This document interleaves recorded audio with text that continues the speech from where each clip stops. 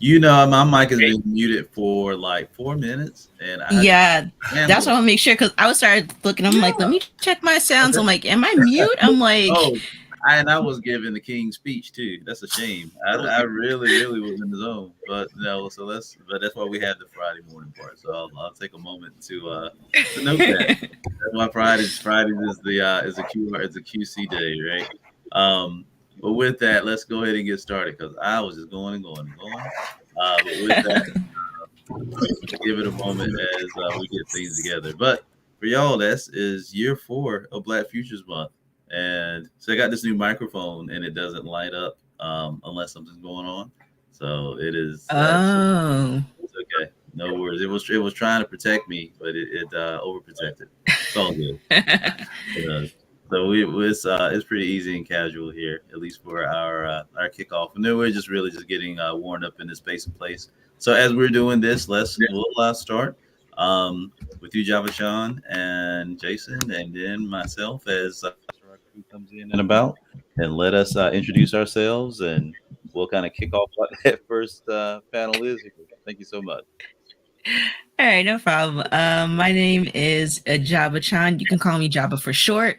If you really need my government name, it is Ashley Watkins, but we could go for Jabba to make it to be cordial. Um, Jersey girl, born and raised. Been into the video games and comics since the 90s.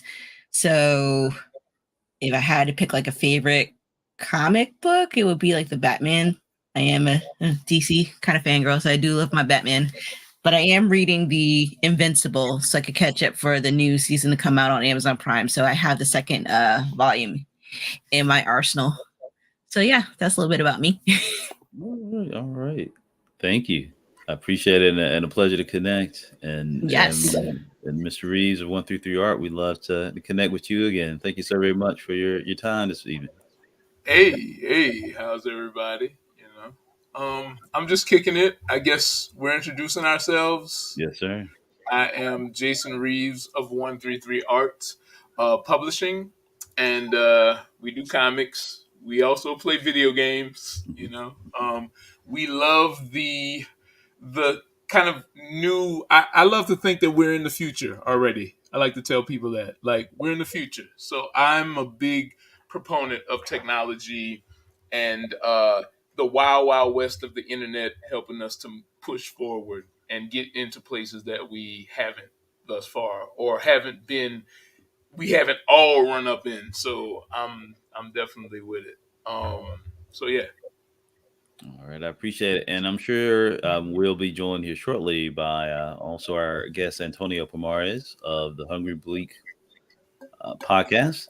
And again, we'll kind of keep it open, but from there, we'll go ahead and kind of kick things off as far as the space of artists versus AI. And the idea here was that in my silent ramble was that the buzzword of 2023 is artificial intelligence or AI, and how we've seen that has really permeated through most of our civilized lives, whether we're talking about banking, finance, talking about education, but particularly for this panel, we're talking about the creative space. So we've seen so many new programs that have come into play where through prompting and through data collection and visualization that we've seen that now we have machines that can interpret and develop and create art.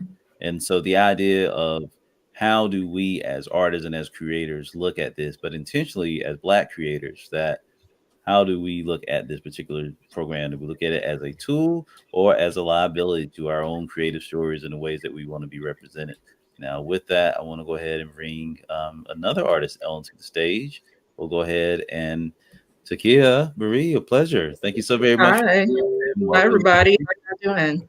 Oh, thank you. Right on time. We're just getting ready to kind of come in. We had just finished introducing ourselves, so you're right on time. So we'd love to just learn more about you, and yeah, we'll continue the conversation. Thank you. Okay. Sorry, I'm just setting up my No worries. name and everything. Right, all right. Hey, Ashley. Hey. Hi, Jason. Hey. Congratulations on your Kickstarter. Mhm. Oh, thank you so much. Thank you. You guys got funded. Yeah, thought that was a I'm, great idea. Okay. I'm still sweating. I know. I know it was kind of down to the wire, right? But Kickstarters be like that sometimes. Yeah, I hear it's kind of rough these days. Mhm. Well, I'm glad you guys got funny because I was telling Robert that was a pretty dope idea Oh, to do thanks. it, like, where where it's like a subscription. Mhm. I want the model to be that we come out, you know, maybe like early in the year, and then I can know what I'm publishing all year. But Yeah.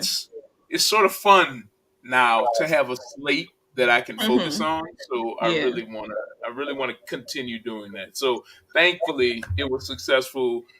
2024, we're gonna run it again. You know. Yeah. So yeah. That's All what's right. up.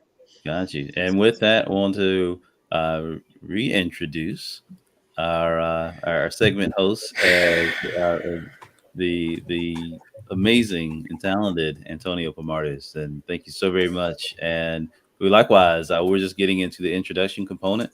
We'll reset the conversation and we'll be ready to run. But thank you so much. I appreciate you.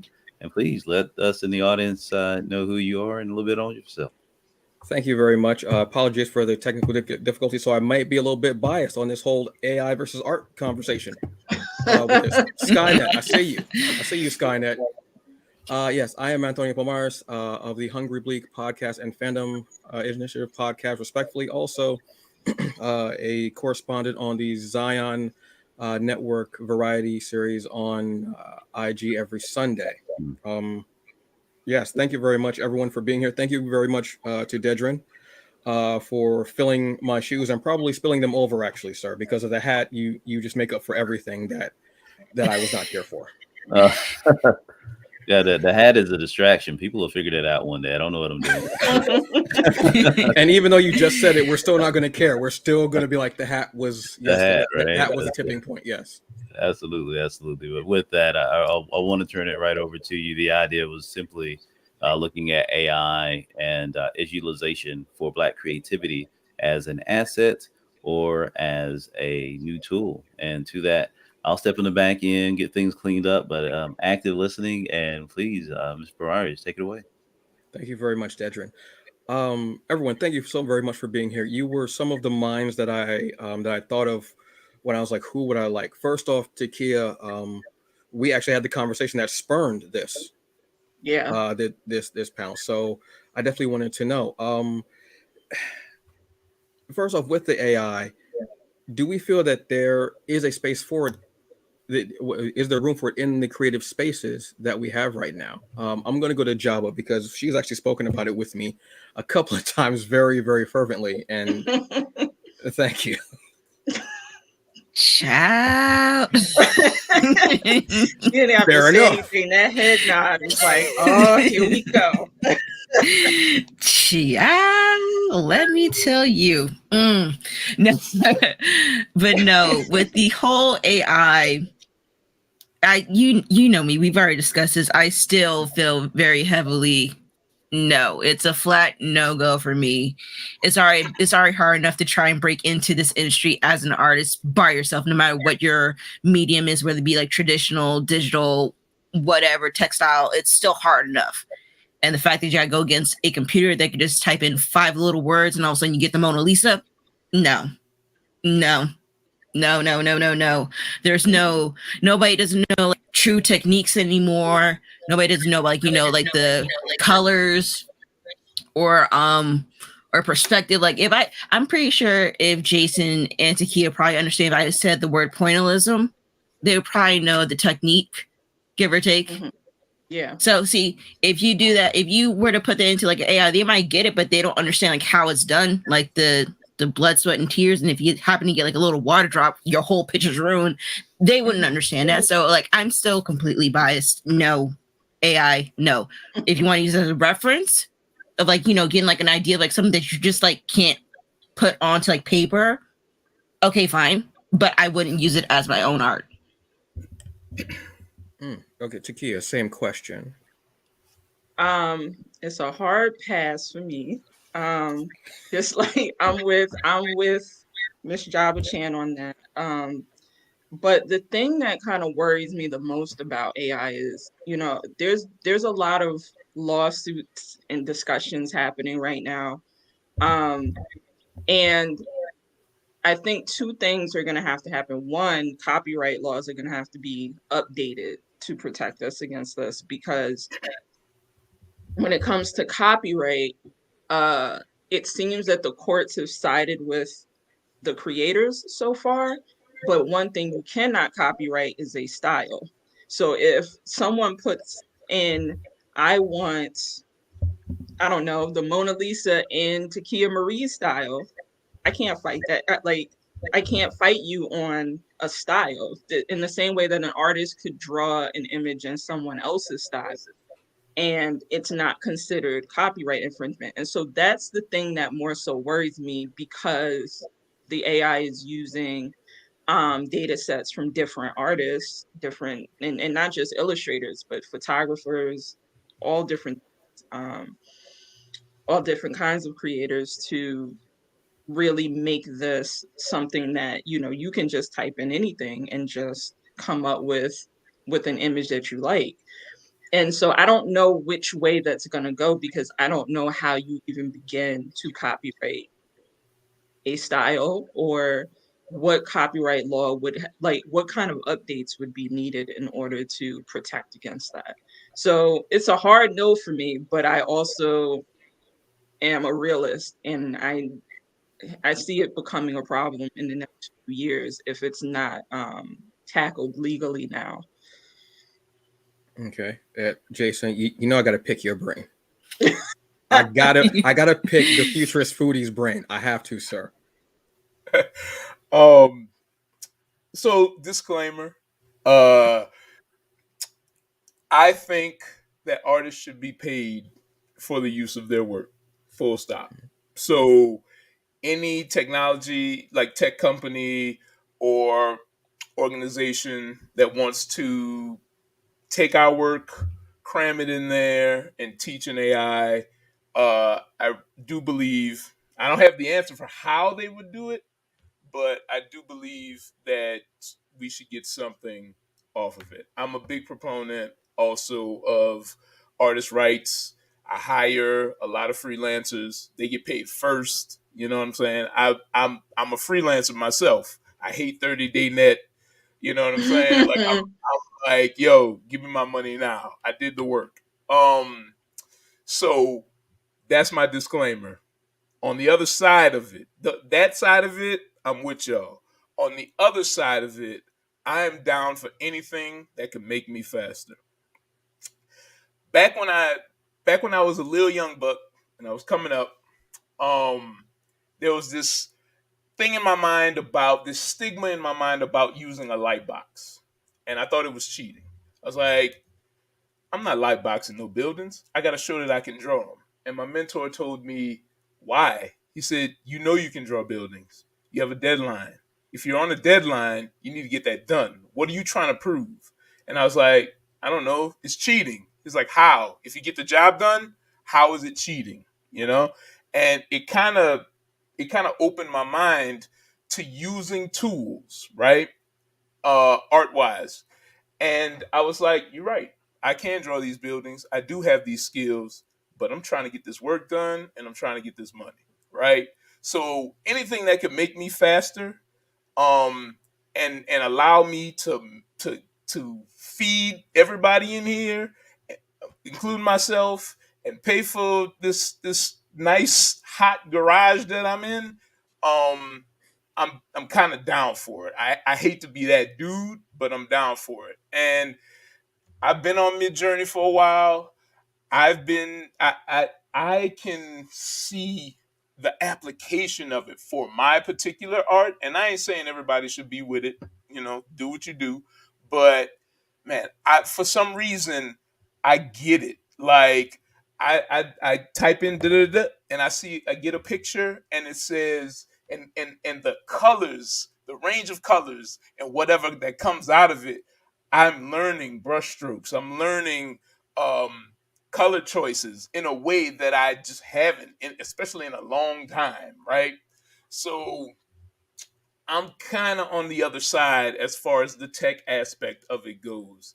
I don't think that they can replace artists, especially now if you're the kind of artist that is super generic, or you're an art thief anyway, like you're stealing people's styles, then yes, be afraid. Be very afraid.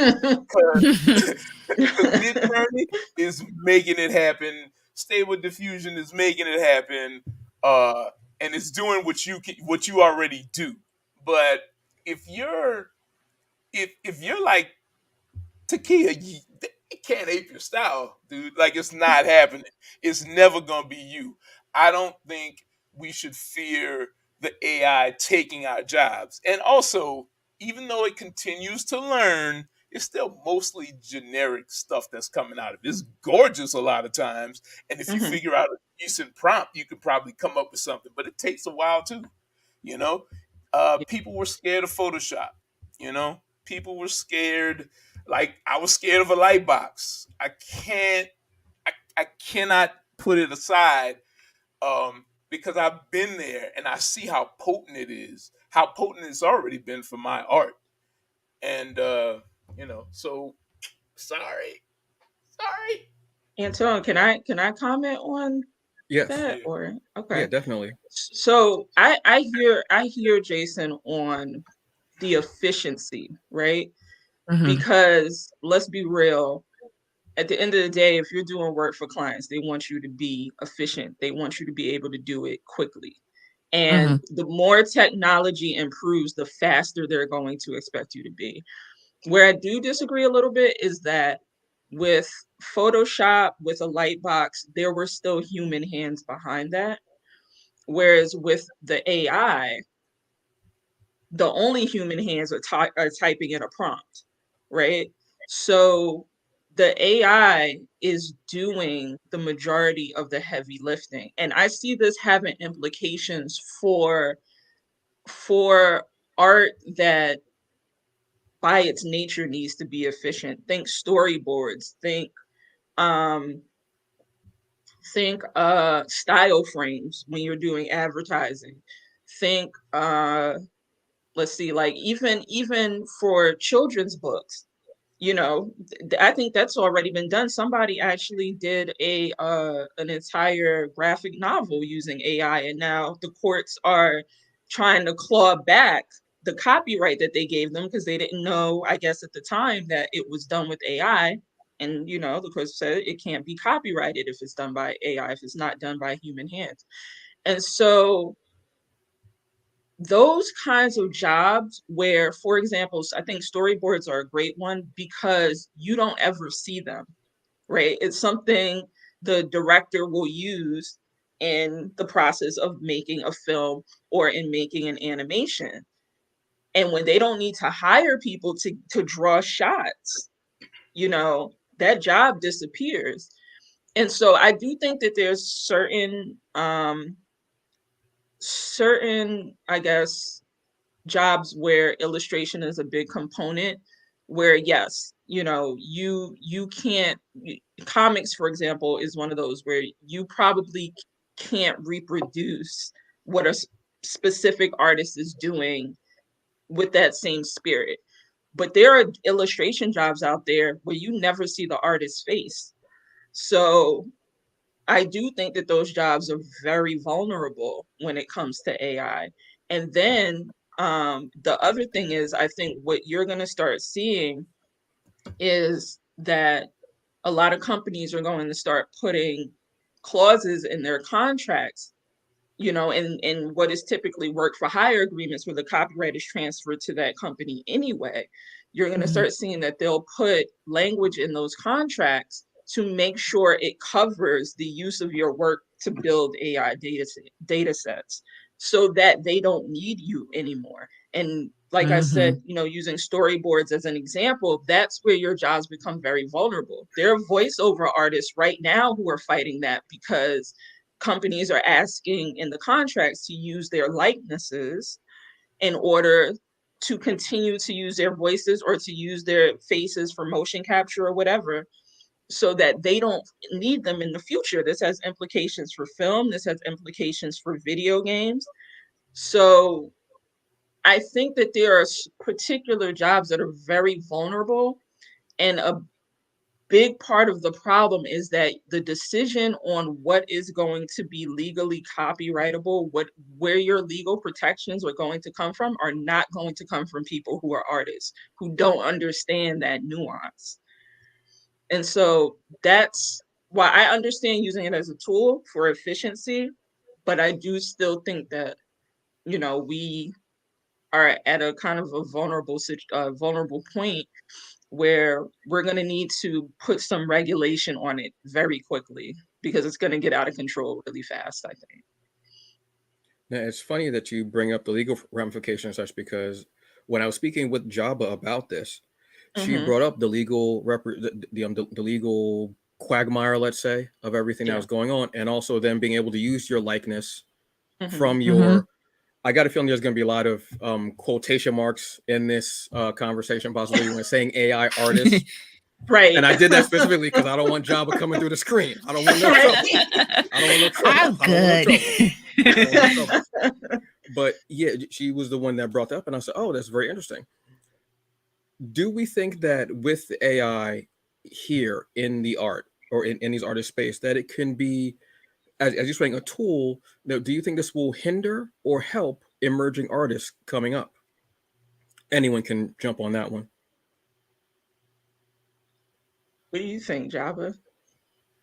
I mean, honestly, the way social media is now, just as a whole, for anybody, it's going to be a hindrance, because anybody could like upload a picture and have the AI do it and say, "Oh yeah, I did it." We don't have to know. And like, they can be drawn like, stick figures from like behind the scenes. We wouldn't know. Whatever they upload is what we're going to see. Whatever's behind the scenes, we're not going to see it. Yeah. I mean, that's true. I guess the other way to go too is, if you're an artist that cares and right, like some integrity about it, maybe, I could see them using that as kind of like, what Jason was saying before, as like a tool to help them get better and to help them get faster. And yeah. I don't, anybody use Clip Studio? You guys use Clip Studio before? So love it. I love Clip Studio. So one of the biggest things with Clip Studio is, they have like that really great perspective tool. And I remember having a conversation with someone like years ago about how, they were saying that the program does the work for you, which is not true. You still have to know perspective in order to know how to use that tool correctly.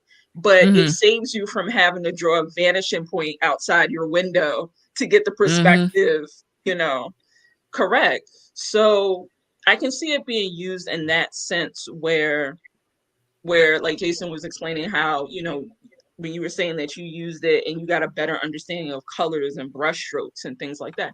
I can see it being used for that in a good way. But of course, there's always going to be the other side of the spectrum where, people are like drawing stick figures and then they come out with this masterpiece and they're like, yeah, I did that.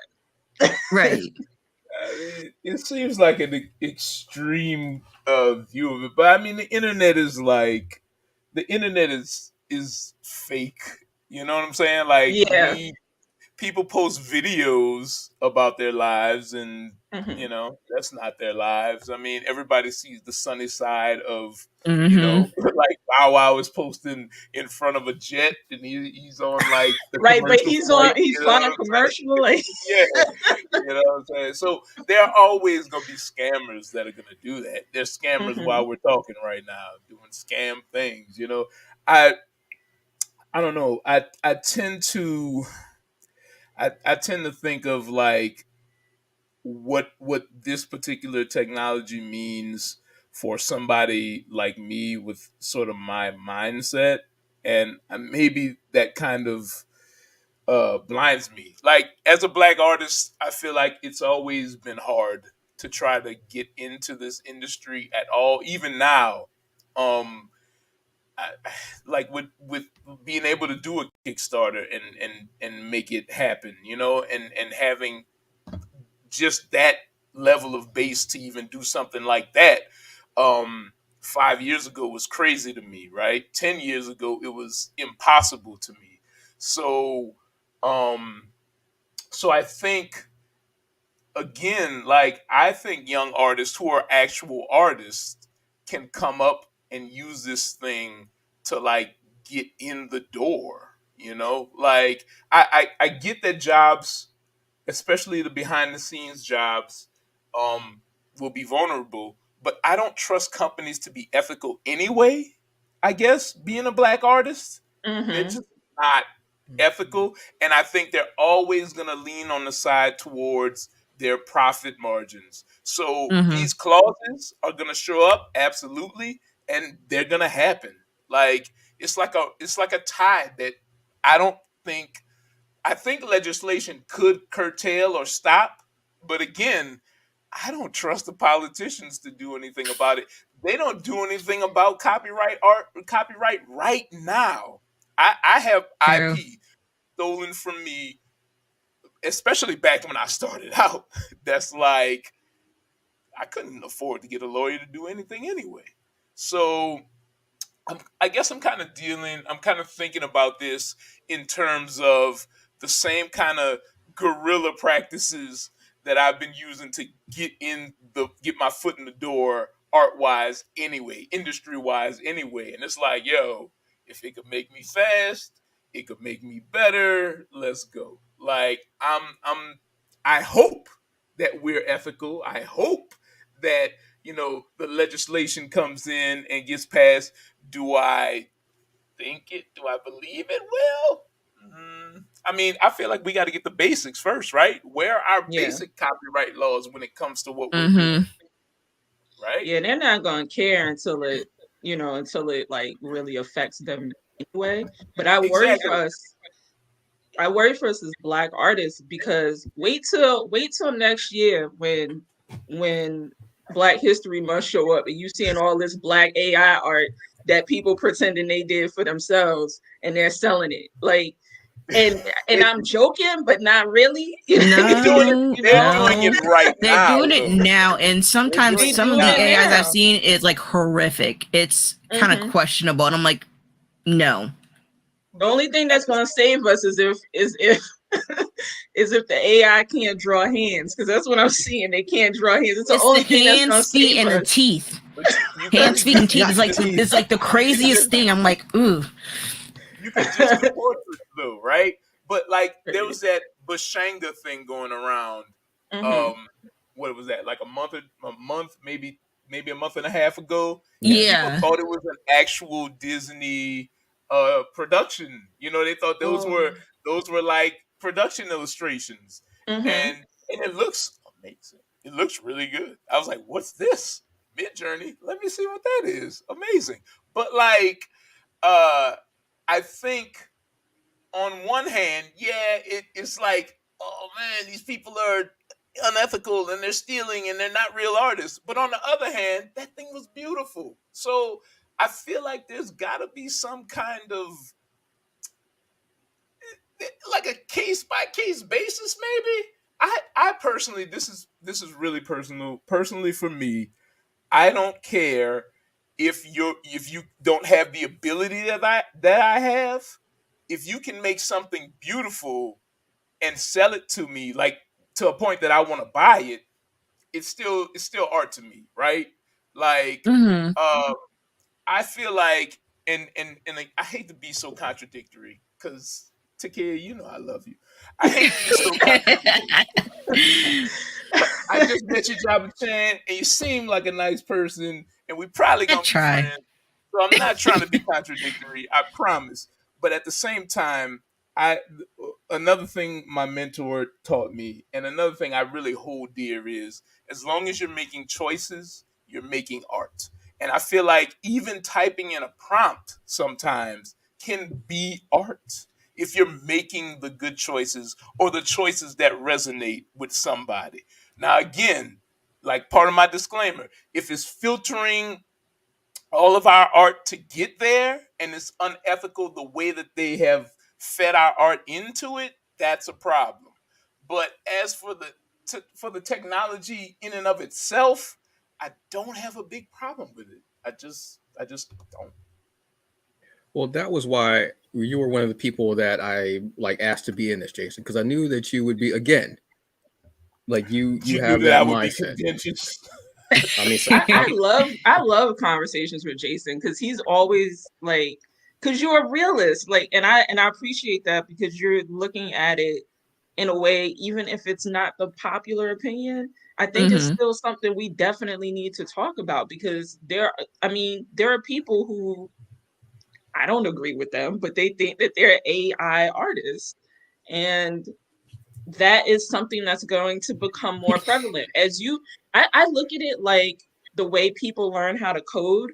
Once this becomes like coding is an art, it's very difficult and it's an art in itself. And I think the more that this becomes popular and the more they figure out how to kind of refine those prompts to get people to, exactly what they want, it is going to become kind of an art with air quotes but in the way that coding is, right? In the way that coding is. But the problem is, where is that art coming from to teach this AI how to do it? And it's coming from us, right? And we didn't sign off on that. We didn't give permission for that. And we're certainly not getting royalties for it.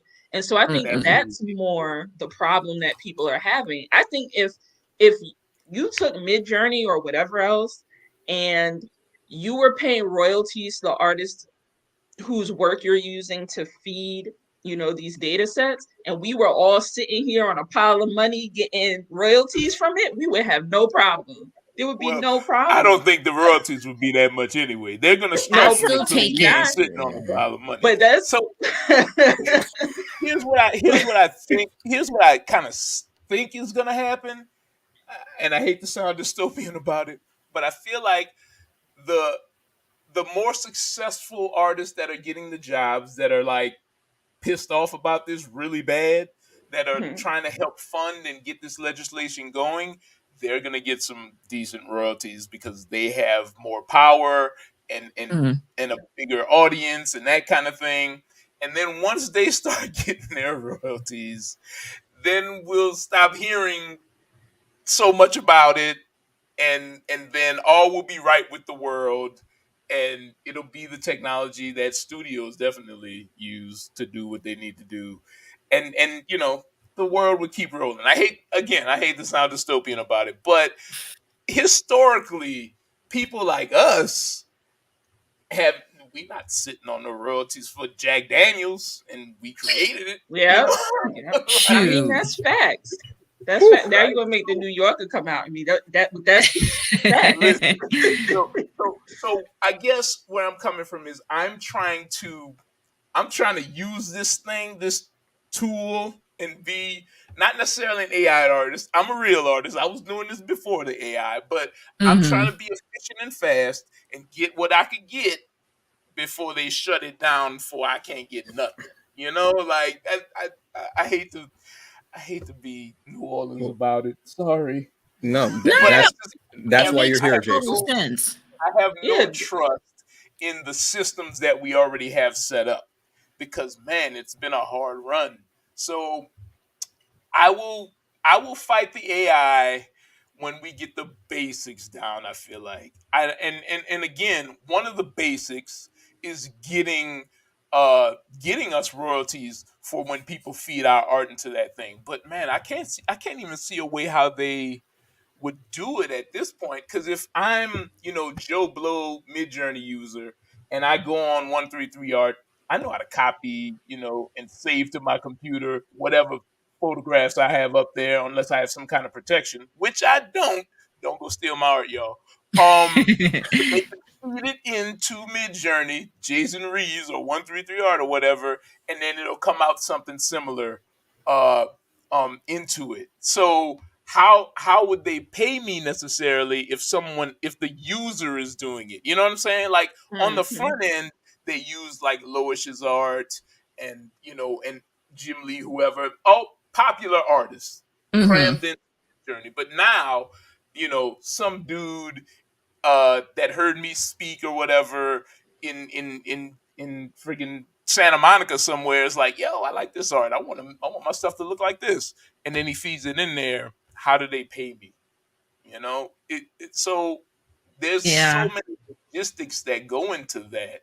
I'm wondering if it's even a possible thing, Yeah. Chaba. Unfortunately, with these things, like it's like you gotta watch it all crumble before you can fix it. Yeah. Chaba, let me ask you, because you are very staunch about, but there are varying opinions here, and but why? If you had a client, don't kill me, Java. I'm friendly.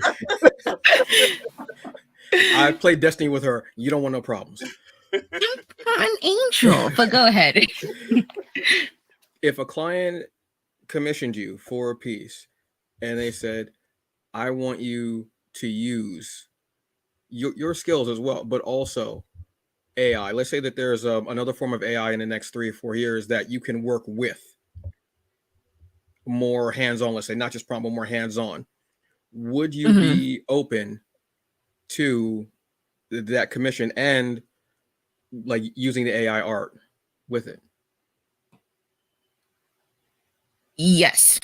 Okay. I would. Because just for like a little backstory and like how I do my commissions, no matter if it's like from a picture to like logos or whatever, I always give my clients like the first, like the rough sketches of everything. So then that way they can see exactly what they want. If they want like take like samples from like, hey, I want samples from like design A and mix it with design C and then throw in design like, a little bit of B and F, and I could put those together. But it's like compared to doing an AI and just typing in words, it might not be what the customer wants. And of course, we know that the customer, whenever we do something for them, like, oh, well, can you make it green? Or can you make it a little bit bigger?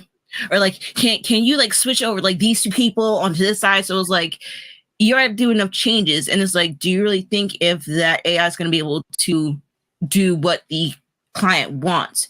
If it's more open to like, how you say like in the next 3 years, I have more hands-on, then yeah, I do it. Okay. But right now, no. 3 years, I'll come back to you.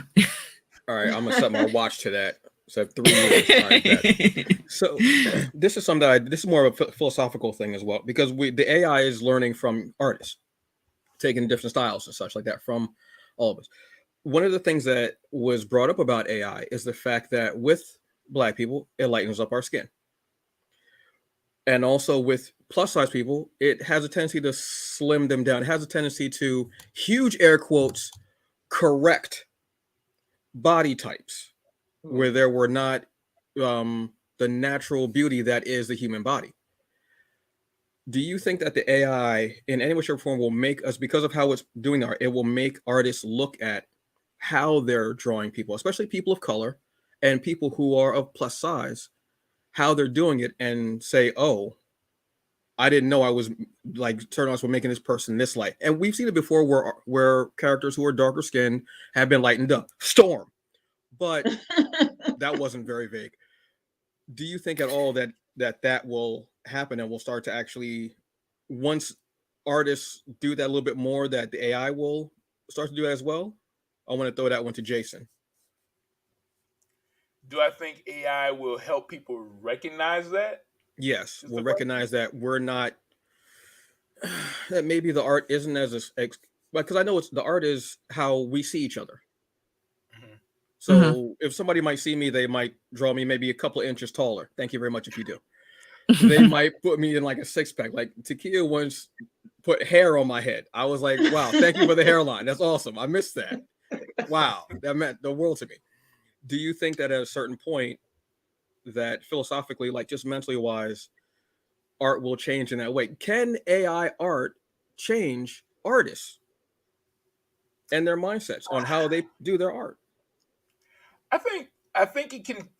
I think, sort of pulling the thought out of your head and getting it on the screen in any format, not just AI, can kind of change the way you thought about something. So Mhm. yeah, I guess that's a possibility. As far as AI lightening us up and stuff, see that I think is a part of what has already been put into there, whatever parameter that is. Like a person can't be this dark, I guess. So, code that into, the AI or whatever, which is whack. I mean, it's like I was looking at Chat GPT, and they were talking about, it was an article about it, and they were talking about how Chat GPT will not engage with sexual prompts or like prompts about Nazis or racial prompts because that's bad. We coded that in. So if AI is lightening my skin, then that's coded in there, right? So we need to get with whoever the developers are and say, hey, stop being so racist. Maybe go talk to Issa Rae's people and learn how to light black skin or whatever. But do I think that seeing something kind of pulled out of your head and put on screen in front of you can change the way you create? Absolutely. I believe it. Same thing for you, Java. I'm actually gonna agree with Jason on this one. And What? yeah. Dark side. But no, I agree because like I said, you could always think about things like I want to do this, and then sometimes if you could just have like that little piece just like come from like your brain, like just it onto the screen, it'd be perfect in a perfect world. But then it's like we try to put it out on paper, it's like we're close, but like we're not that close. And as far as like correcting, like from like skin tones and stuff, it's really on the developer and whoever created all like these AIs and stuff. Is pretty much how they see people in general, where it's like, okay, maybe we can't be like the darkest. They don't want us to be the darkest of the dark, or they have to make us look a lot lighter, or our hair can't be as kinky as it's supposed to, or if we have dreads, the dreads can't even be like either in like a wick or just like micro locks. They want to be a certain way. It's all on the developer at that point. Okay. Absolutely. Same thing for Takia. I'm going to agree with Jason on that point of it being able to help artists like see your blind spots, I guess. But I also think with AI, there's always been this thing of racism kind of being coded in because of the biases of the creator. Like there's that thing about when you go to the bathroom and you have like the soap dispenser. Sometimes it doesn't work for Black people because it's coded in there for white hands. Like little things like that, become bigger problems over time, right? Yep. So it's one of those things where it's like two things can be true at the same time. It can be used as a tool to help artists see their blind spots, but also the biases that society already has is going to be coded in there, just like you said, even with body types.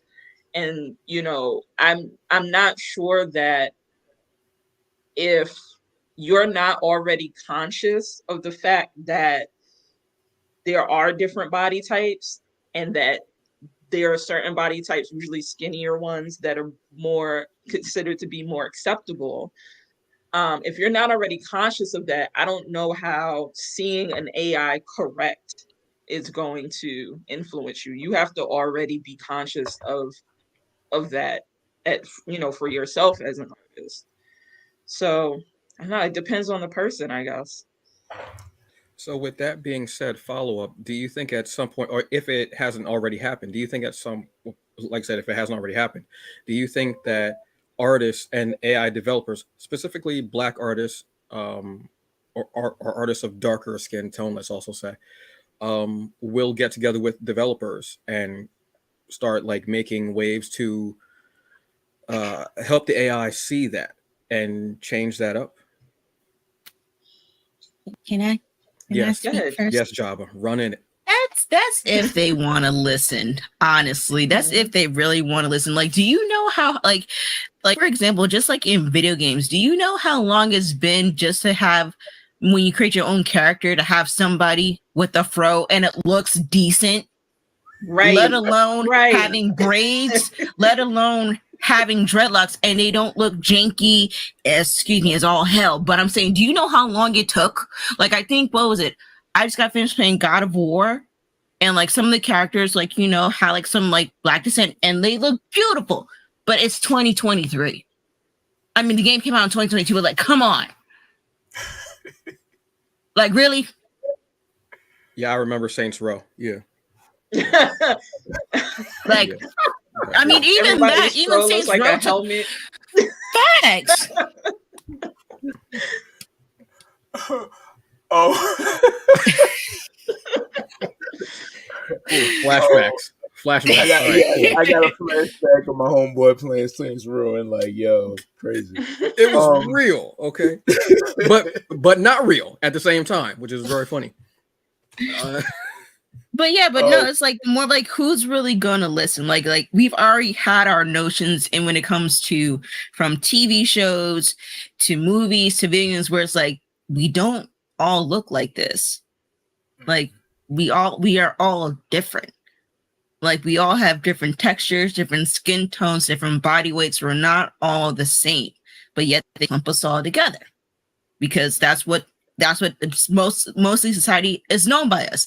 I played this. There's only a slight difference between us as African Americans and then you have straight up Africans. There's only two differences. Whereas like for us, for African Americans, it's fried chicken and watermelon and some nappy headed hair. I'm just saying. And then for regular Africans, like you got the people in like, you know, the African tribes, depending on like, you know, which tribe it is, dressed up like that with like, you know, either big earrings or like the big, like, you know, necklaces and stuff. That's the only two that you really see between us. But there's so much more. Right. Yeah, I agree. I think there are certain touchstones with any like culture or race that you're gonna throw in there, but yeah, we would have to get in those rooms and like, and then they absolutely would just have to listen. And where did this stuff come from? Like nobody asked us. You know what I'm saying? Right. Like, I mean, but do they ever? No, and that's why I'm always like, Black Mid Journey, yo, let's go. You know what I'm saying? Like Black AI. I also believe, and I could be wrong, but I don't think so. If Black women, especially, were in those rooms, people would have got paid. Artists would have. They've been like, nah, we can't just pull stuff from places and not. You know what I'm saying? Y'all, all y'all investors, y'all need to get together, pool of money, create a stipend. Let's go. And I truly believe that. But like, yeah, I'm a create your own type person. So yeah, I know that nobody asked us, right?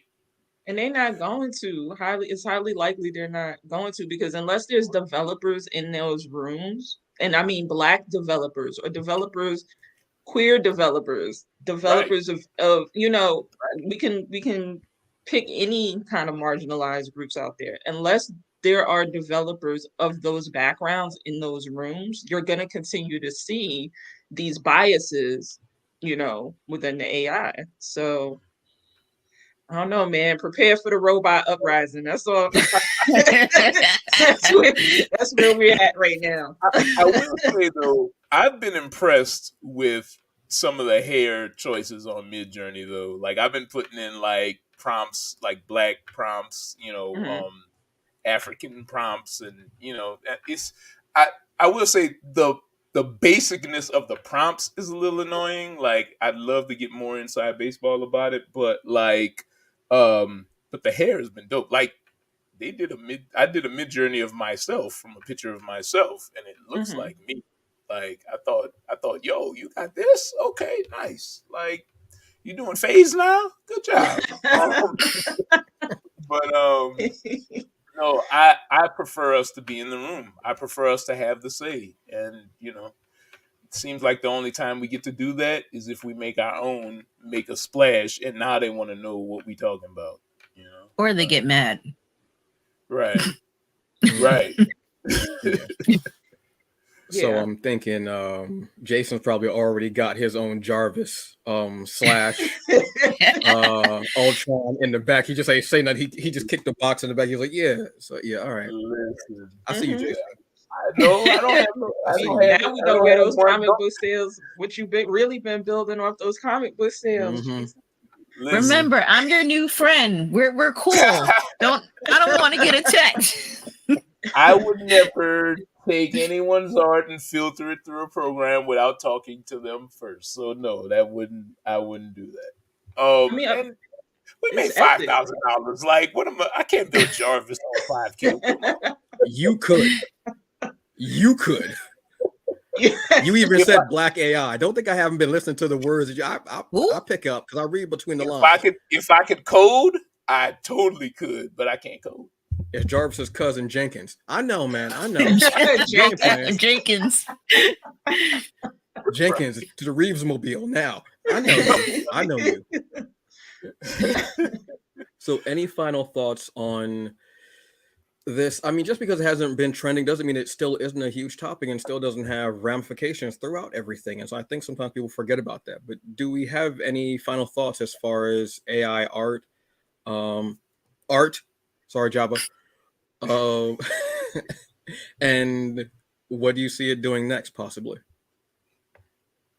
I'm going to go to Java on that one. I mean, like Jason said, it can be used for a tool. So I will agree for that part. It's always best to work smarter, not harder. If you have like, a way of doing it. The only thing I would just say is like that I maybe like about the AI art is like just seeing like when people do like the humanization of like animal characters, like how they did like the Disney ones, like this is how the Lion King looks, even though some of them look like trash, but just see like how the computer would like replicate them into an AI standpoint. So anything that's just like just for fun and not for business, where it's not harming anybody else, I'm okay with. That's my thought. Very true. Takia.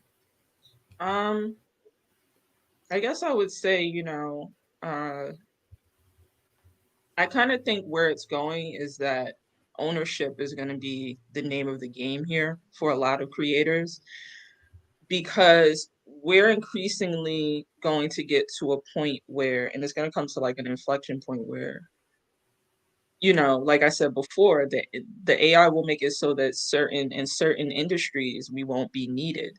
And the only thing that I think can save us is if we own our stuff. Like, you are going to become the product, not what you produce, but you. Like, I want a book that Jason wrote. I want a graphic novel that Jabba Chan drew, and we see that now even with influencers, the way people approach social media, where they make themselves the product. I think that that's going to become even more prevalent, and it's going to be the major way to survive once AI becomes more common, especially in studios, because we know, I mean, with Black people, it feels like we didn't even get a chance to really start yet before this came on. I mean, publishers, studios and stuff, they wasn't even trying to hire us until 2016, so so and we have to wait for white guilt to come along before we can get hired. And so the only thing that I think is going to really really be concrete in making sure that our jobs are not taken away, or that we're not really, out here starving, is to own the things that we create. And time will tell with, how the courts start to approach it, what exactly that means as far as copyright and whether we'll see any updates or not. It's very true. Jason. I am hoping for the best. I hope that the legislation happens. I would love to have stronger copyrights, especially because, I am a creator that owns stuff, right? But I absolutely agree with Takia. Like, I think we're moving that way anyway. Like, I think with the with sort of the advent of TikTok and even before that, YouTube and influencer culture and that kind of thing, and gig economy, and what, every sort of part of the culture that the new technology has wrought is bringing us to the fact that we need to become the product.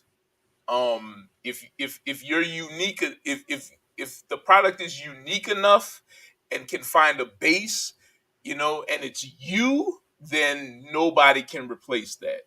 And I think, especially for Black creators, that's a route that you have to at least have to consider, because um like we said, they already wasn't, mainstream wasn't giving us jobs. They weren't looking for us, only when the guilt comes in, or somebody gets shot, and whatever. So I think Black creators need to be considering that and moving into that anyway. um there used to be a thing, we used to talk about artists stealing or copying from other artists, or being like a sort of artist jack of all trades. And it was like, if they want Jim Lee, they're gonna hire Jim Lee. He's out there already. So, but Jim Lee is unique in the mainstream, and that's why he's a wanted quantity. That's why even if you copy his style, you're not gonna get Jim Lee money. And I think we definitely need to consider that it's going that way, because that's what I believe, and I'm always right. No, I'm just saying that's what I believe. But also, but also, yes, you're unique. And if you want to make money off your uniqueness, be successful off your uniqueness. That's the one thing that these young influencers are doing right. I'm not saying they're all the way ethical about how they go about it, but the idea of monetizing your uniqueness so you can live the kind of life you desire is amazing. I think that's dope. So yeah, I agree with everything that was said. So basically, you are your brand. You are. Yeah. That's Mhm. it. So, folks, I am not a visual artist as these three incredible, illustrious panelists are. And that's one of the reasons why I wanted to ask these certain questions. For anyone who doesn't know about the AI art, who is not an artist, and who's going, oh, what's the big deal? Now you're saying what the big deal is. So hopefully you'll go out, you'll do some more research, you'll check these things out, and you'll commission artists, actual living human beings, breathing, people that sweat, people that eat, people that, got to drink, that they got to live.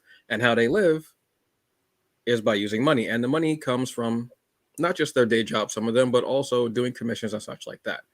So hopefully this was informative for everyone. You learned a little bit, you laughed a little bit, you learned that you don't want no smoke with Java because she'll come through the screen if you do not use the huge quotation marks.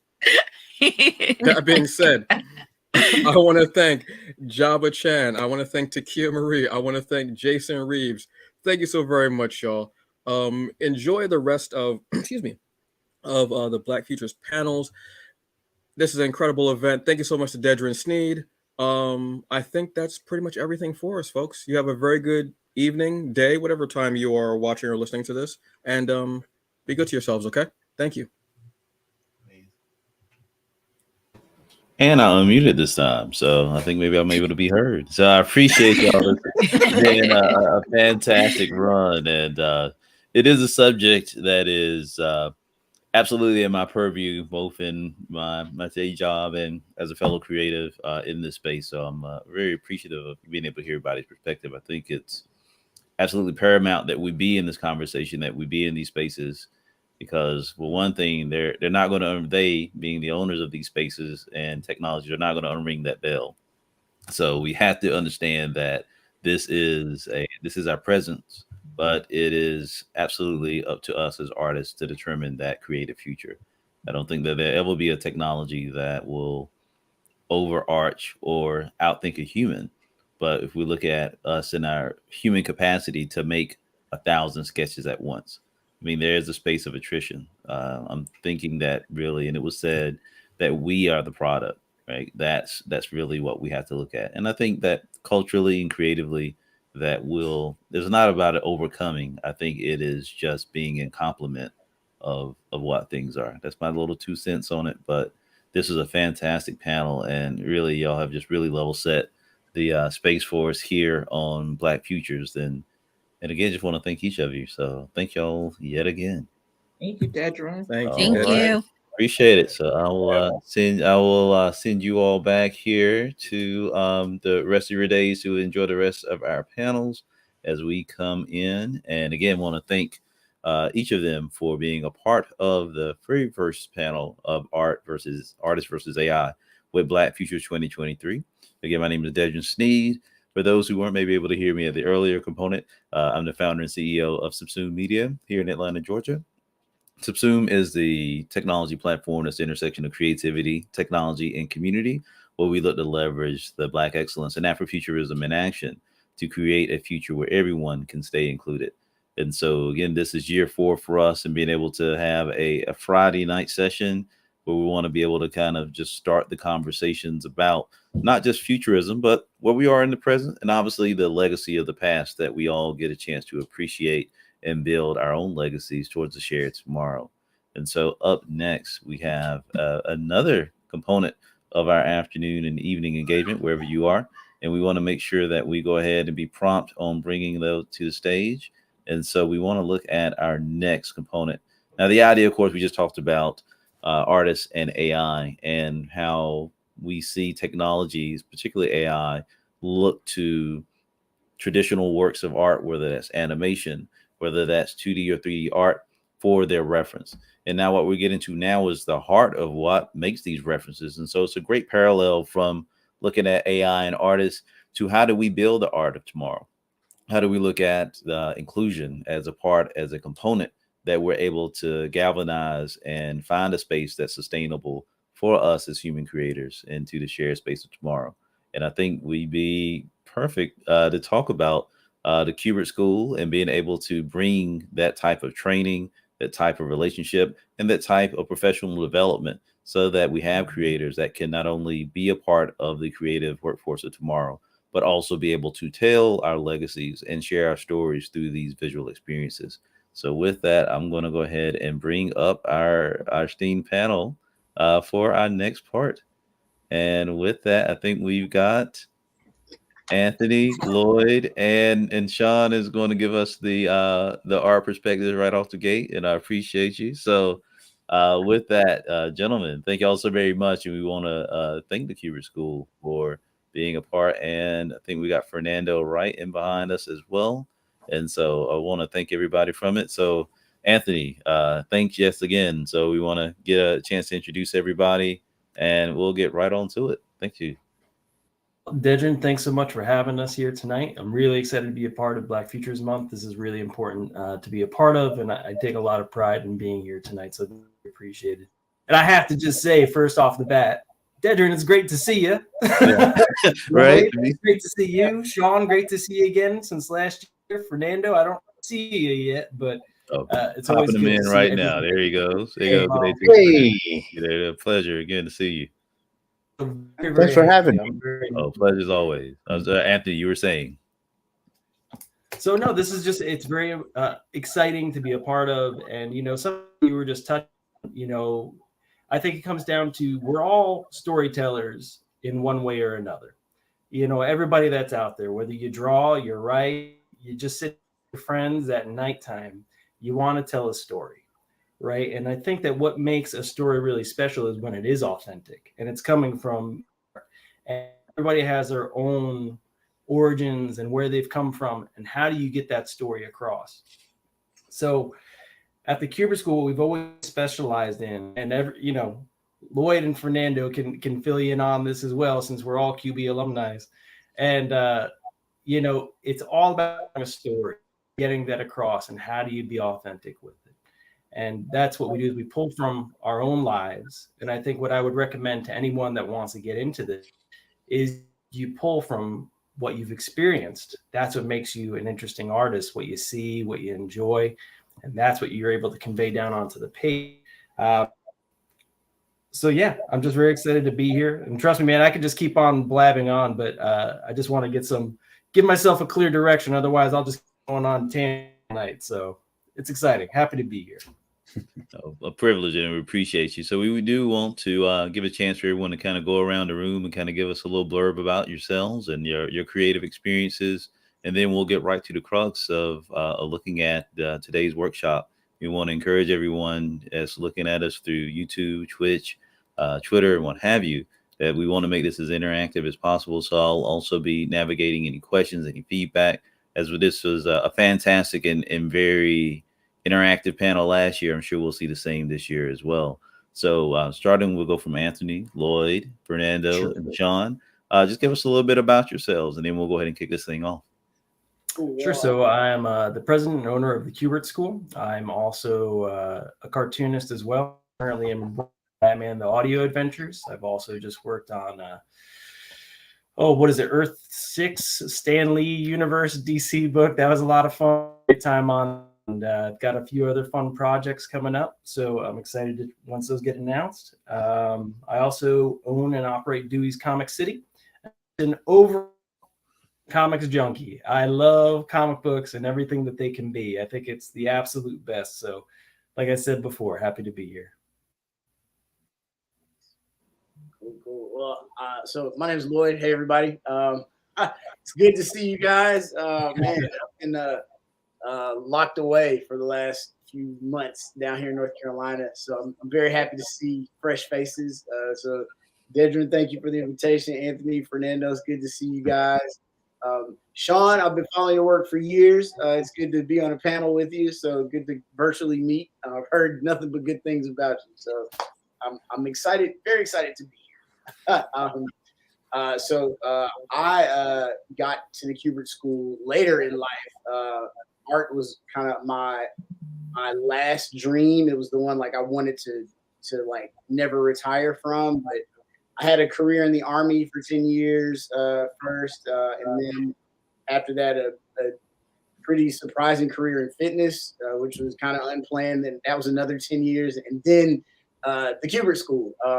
And so with the Kubert School, after graduating there, I did the events, kind of like Anthony did. I kind of followed in your footsteps, Anthony. And for about 7 years, give or take, I traveled around the country and eventually out of the country too, to represent the school at comic book conventions.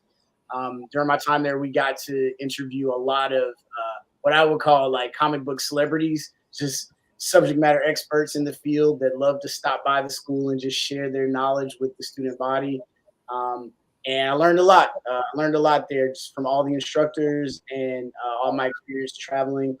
So much so that once I kind of got my cachet full of, okay, like it's time to go execute, I stepped away and I've been kind of doing the pro thing for a year and a half, going on 2 years full time now.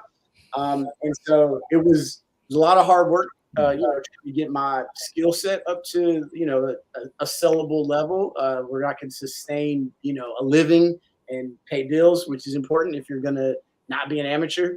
But it was worth it. And now that I'm in the ranks, I don't ever plan to retire. So that's living the dream. So. Thank you so much. And Fernando, again, a returning artist here with us here at SUBSUME and part of this panel. A pleasure to see you again, sir. So please give us a little bit on yourself. Well, thanks for having me. And it's always good to be with Anthony and Lloyd, and it's good to see Sean again. Well, I'm a graduate of the Kubert School as well. And the Kubert School dream really happened for me because I was a student when I was discovered there by Archie Comics, and they hired me right out of the school. So I got my first job about a week before I graduated, and then I graduated and went into a 22-year career writing and drawing for Archie Comics. So I was living the dream, and I drew lots of stuff for Archie, like the Life with Archie magazine, Archie versus Predator, which was pretty popular. And I went on to draw for some other companies as well, like Dark Horse, Image, Dynamite, Pixie Tricks Comics, which is a web comics company. And I've also done some advertising, illustration, and currently a whole lot of private comic illustration, like for private publishers who want to make their own comics, which has been a lot of fun. And of course, along the way, I went back to the school first as a teacher. This is my 28th year teaching at the Kubert School. Oh. Yeah, it gets by you, believe me. And the last couple of years, I've been I joined the staff of the Kubert School as first as the admissions officer and now as the academic supervisor. So I get to have a lot of fun interviewing our incoming students, our applicants, going through everybody's portfolio, judging them worthy or unworthy. I also travel to like a lot of different schools and conventions and whatever else Anthony needs me to do, I'm there to do. And that's me. That's my rise to power. Yeah. Pleasure, thank you. And last and certainly not least, Sean Hill. Sean, we've seen the art and the hustle, and again just the talent that's brought you, well from where I've had a chance to see you and onward. So Sean, can you give us a little bit about yourself, if you're able to hear us there, and love to go ahead and kick things off with you.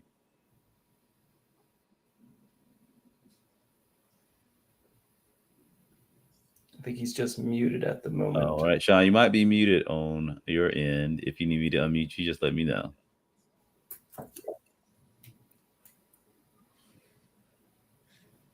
No worries. As Sean gets that in, there we go, Sean. I think you got it. Hear me all right? You hear you now. There you go. Perfect.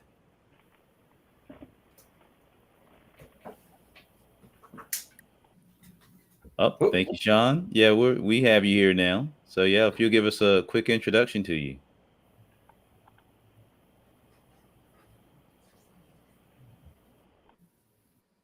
Maybe we might not have you on a full connection, but that's okay. We can at least see the fantastic art going along, and we'll let you continue on. If you can jump in at any time, feel free to hand raise up to us from there. And so with that, again, we've got a great panel of talent here as far as how we've been building a real virtual legacy. And the panel before was talking about AI and art. And so the idea is, of course, now that we want to look at the human side of how do we develop and tell stories. Now, these are the things that I personally believe that the computer never will be able to replicate. The idea of how we use story and use our own culture and our own background in the way that we comprise character, the way that we see and perceive art, and how that art's translated into our creative output. And so to kind of run right into that, I want to kind of keep things up and going. So as I try to ping Sean here on this end, I'd love to get your idea about when we're talking about character design and the idea of how do we bring culture to designing and developing characters for comics. So I'm open to that. I want to just open it as a start here to Anthony, and then by all means, we'll go ahead and continue with the conversation.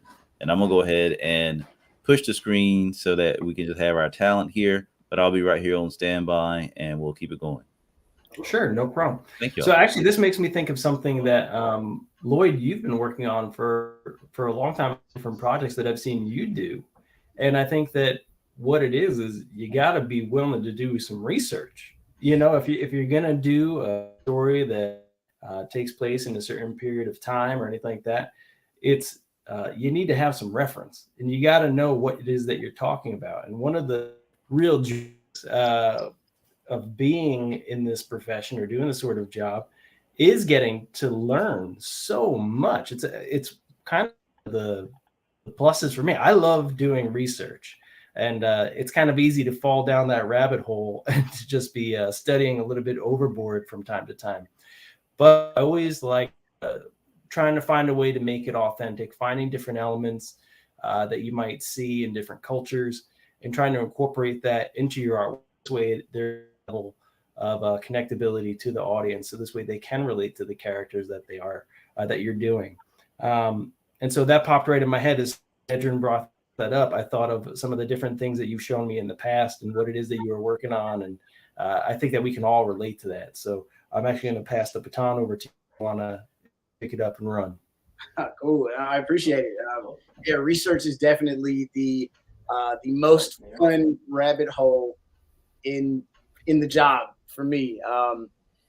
Particularly, so I guess my primary thing I do is portraiture. And so the challenge with a portrait versus sequential art is how do you tell a story with just one picture? You know, like what is being conveyed there. So I think for your audience, it's important to do your due diligence and make sure you put those kind of Easter eggs in there to let people that are kind of in the know, you know, to connect with them. Because I mean, like at the end of the day, when we're talking about storytelling, Anthony, what you said earlier was so true. That everybody's a storyteller, right? Like, and when we tell stories, whether we're drawing them, whether we're listening to music or watching film, TV, or reading a comic book, or hanging out with our friends and family, all it really boils down to is connection, right? Like we're just trying to connect with one another. So what our art is a form of connection, right? And the more you can do those things in the research side of it, the more you can connect with an audience member that'll say, oh, I recognize that, right? It's about recognition, because you're not necessarily going to be there to actually say, hey, look here, look at this thing. Like the art has to speak for itself. And so I've actually been chewing on this idea, particularly though when it comes to like creating an original character. I know at the school we have in one of the classes, you have to design a character, and there's all these different metrics, right, that kind of encompass the identity of someone. And so the interesting thing about that is, and I'd love to get you guys feedback on what you think, because it's just a theory that I have like locked away in my studio, right? I haven't really bounced this off anybody, but when it comes to a character's identity, I find that there's like a hierarchy of things that actually define that person. And depending on where these different things, these characteristics fall on that hierarchy, will kind of determine the characteristics of the character and how they'll behave in the story. So I'll use myself as an example, right? So like there's so many different things that define who I am as a person. So like and here's the funny thing. So like if we were not having this conversation in the context of art and creating a story, it would be very weird. It'd be a weird conversation to have given today's like social climate. But like if you think about it, so like I'm Black and I'm African American, right? But I'm also a male. I'm also a person of faith. I'm also a veteran. I'm also a former athlete.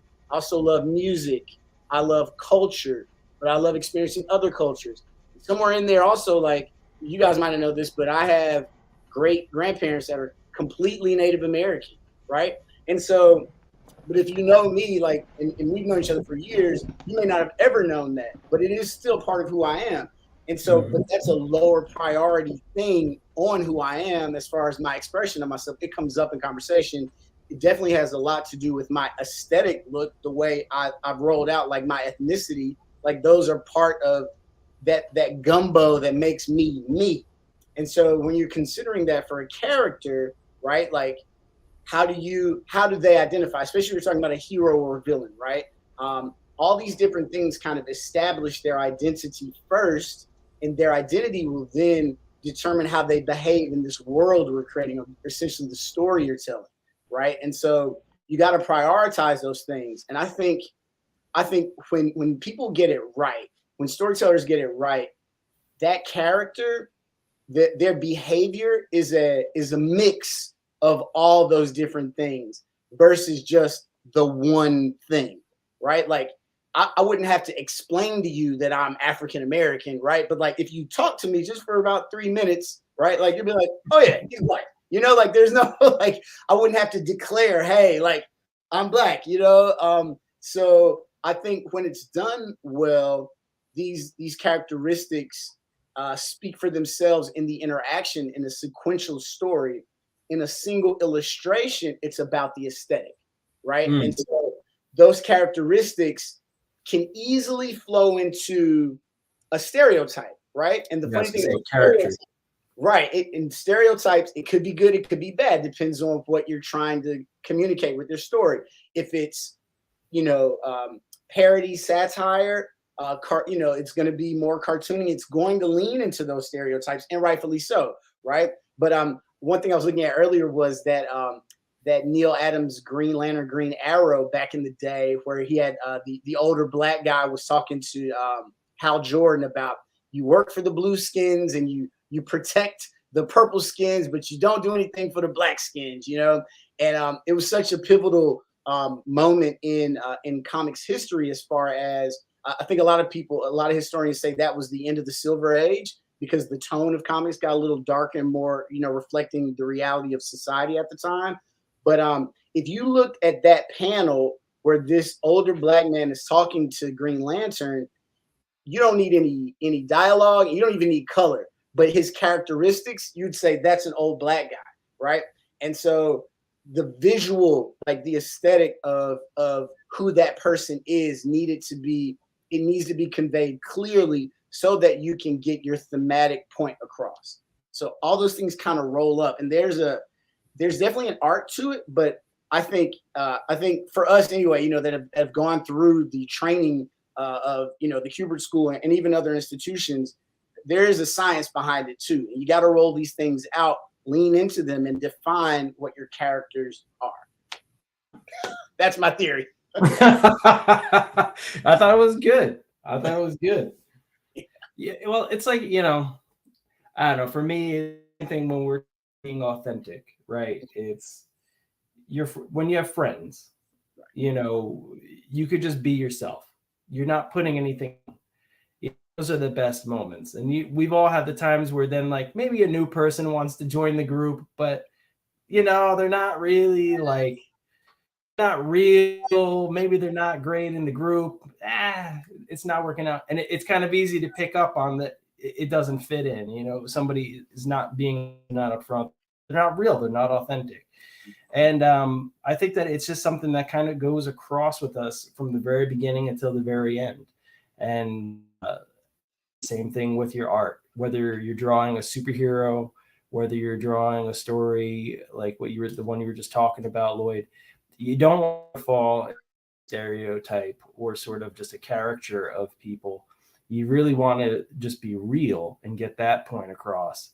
And that's what, you know, even with what Sean's drawing or when I draw Fernando or Lloyd, we don't want you to look at the drawings that we're doing and think as, you know, well, this isn't really real. So we might draw in different styles, you know, like I draw very animated or cartoony, if you want to call it. I still have to find a level of authenticity to it. So this way the viewer or the reader isn't taken out of what it is that we're doing.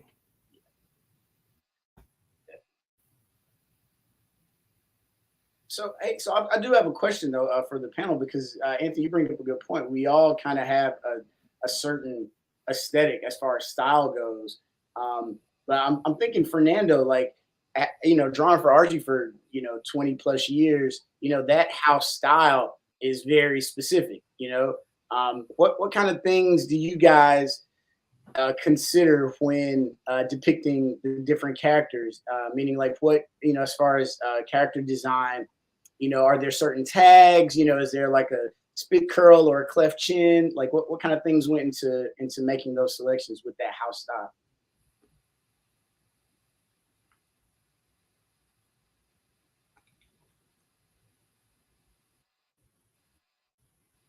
Oh wait, am I still? Can you guys hear me? Well, I can hear you good. I'm wondering if we can't hear Fernando right now. Sorry about that, Lloyd. I was muted. But speaking specifically about Archie, a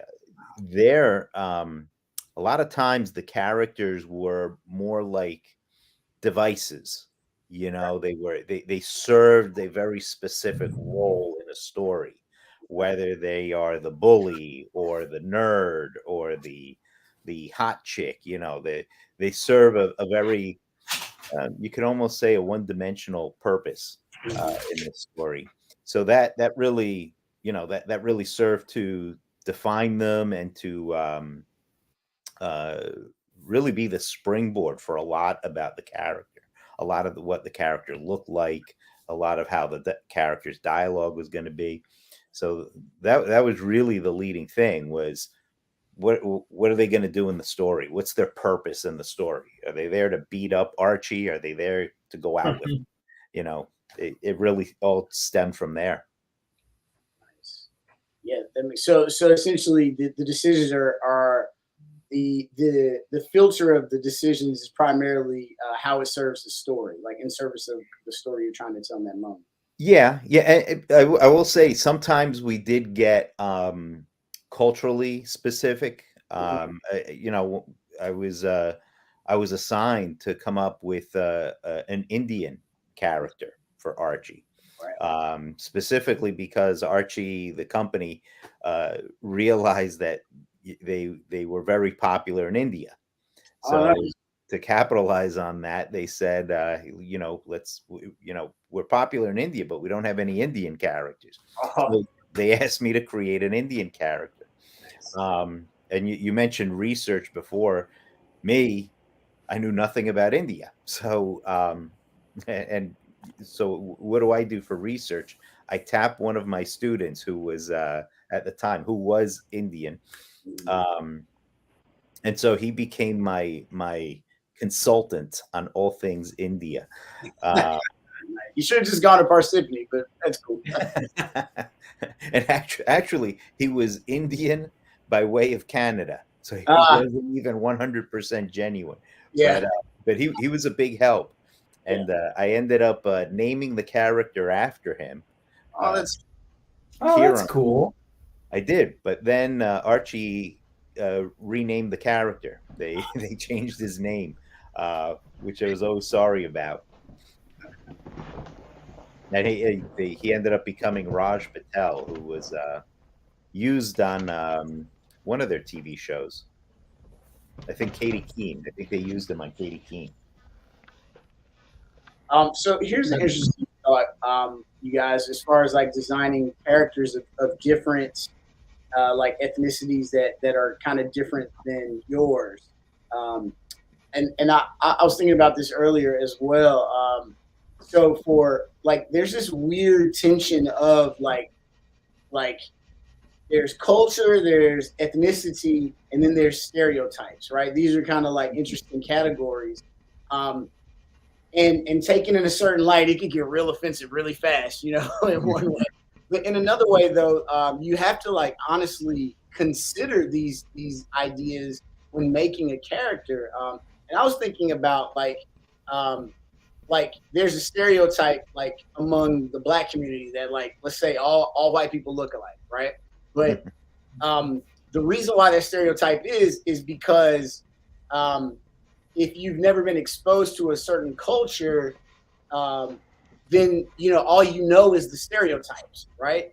And so one thing I like to compare that to is I think my experience with like Eastern Asia, right? So before I ever like left the country and got out of the world and experienced different cultures, to me, like everyone in Eastern Asia looked alike, right? But if you speak to like a Korean versus a Japanese person versus a Chinese person, they'll be like, oh, hell no. You know, it's like they're absolutely different, right?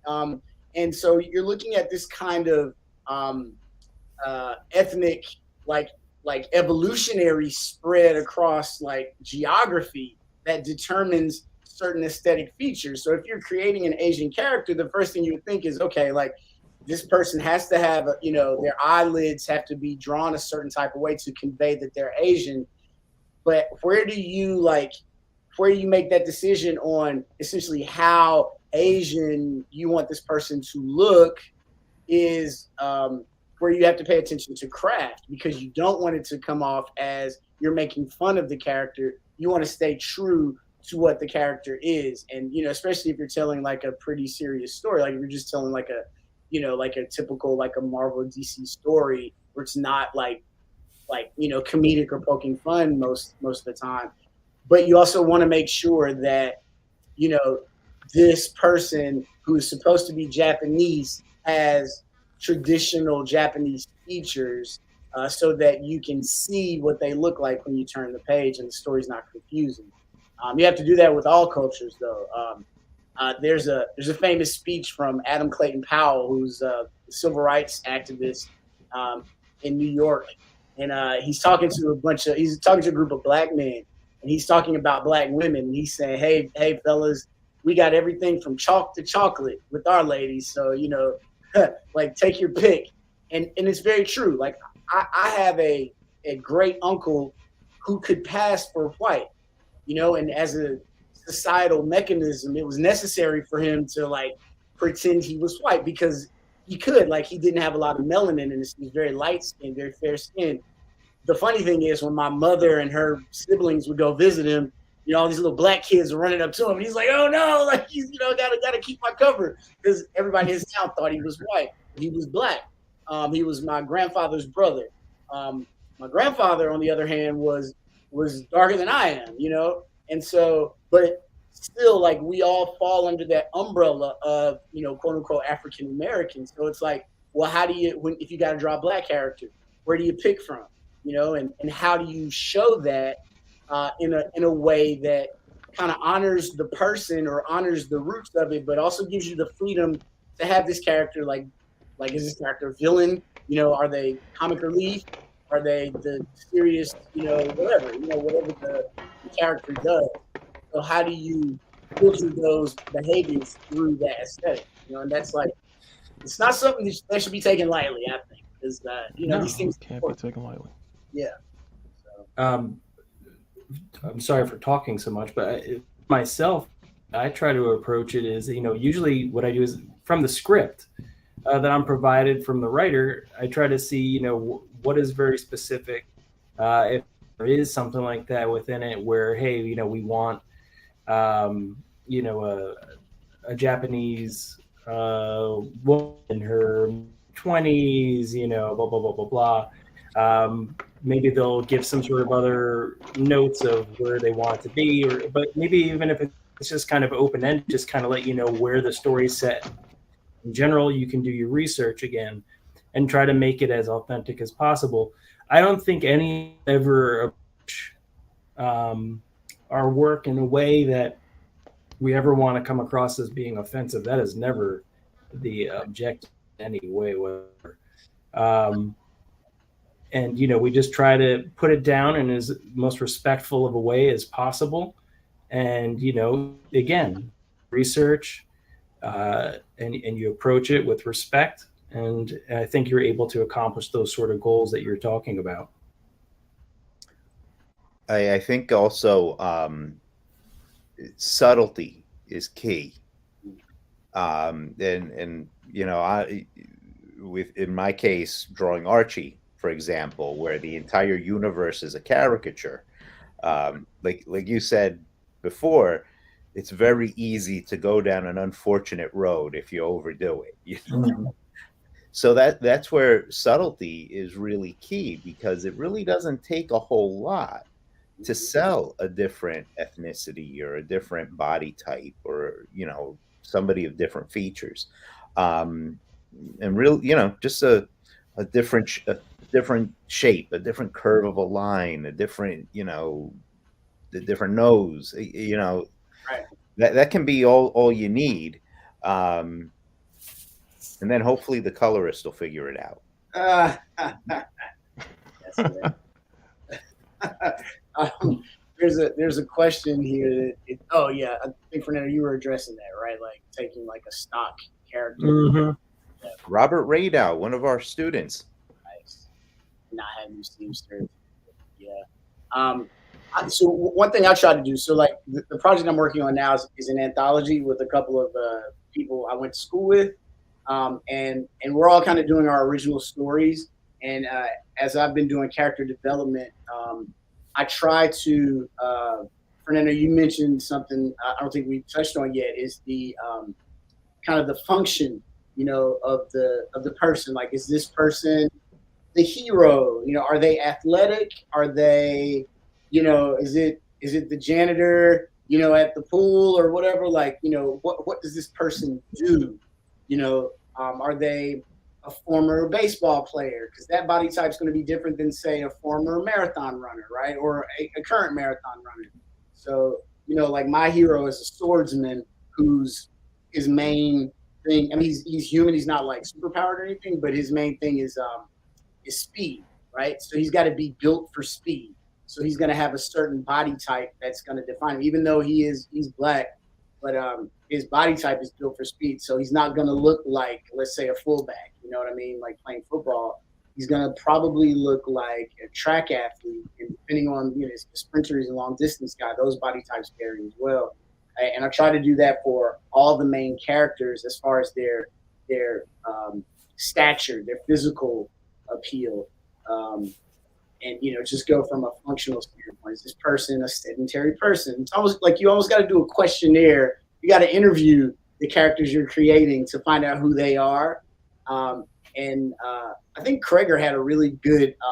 It's almost like this list of like 50 questions or something, like a survey of who they are. Like, where are they born? Do they have an accent? Like all these different things that seem arbitrary. And I think the interesting thing is, you may never show, like most of that information never gets told to the audience at all, but you need to know it as the creator, so you'll know how to have this person move and interact in your story. You don't have to reveal why this person has a cane. It's just he's an old kung fu master, he has a cane, like he's probably 200 years old, so like let him have his cane. But you don't have to, it doesn't have to be a whole origin story as to how the cane, how he got the cane. It's just like, we can accept that he's old and he has a cane, So some things it's more show don't tell, but as the creator of the character in the story, you need to know all those. Like you are like the omniscient person creating this world, so you need to know all those answers. So what are we going on over there? What are we working on right now? Oh, can you guys hear me okay? Yeah. I heard your pencil before going across the page, so I was like, hey, if the audio can pick that up, then I know we can get a voice on here.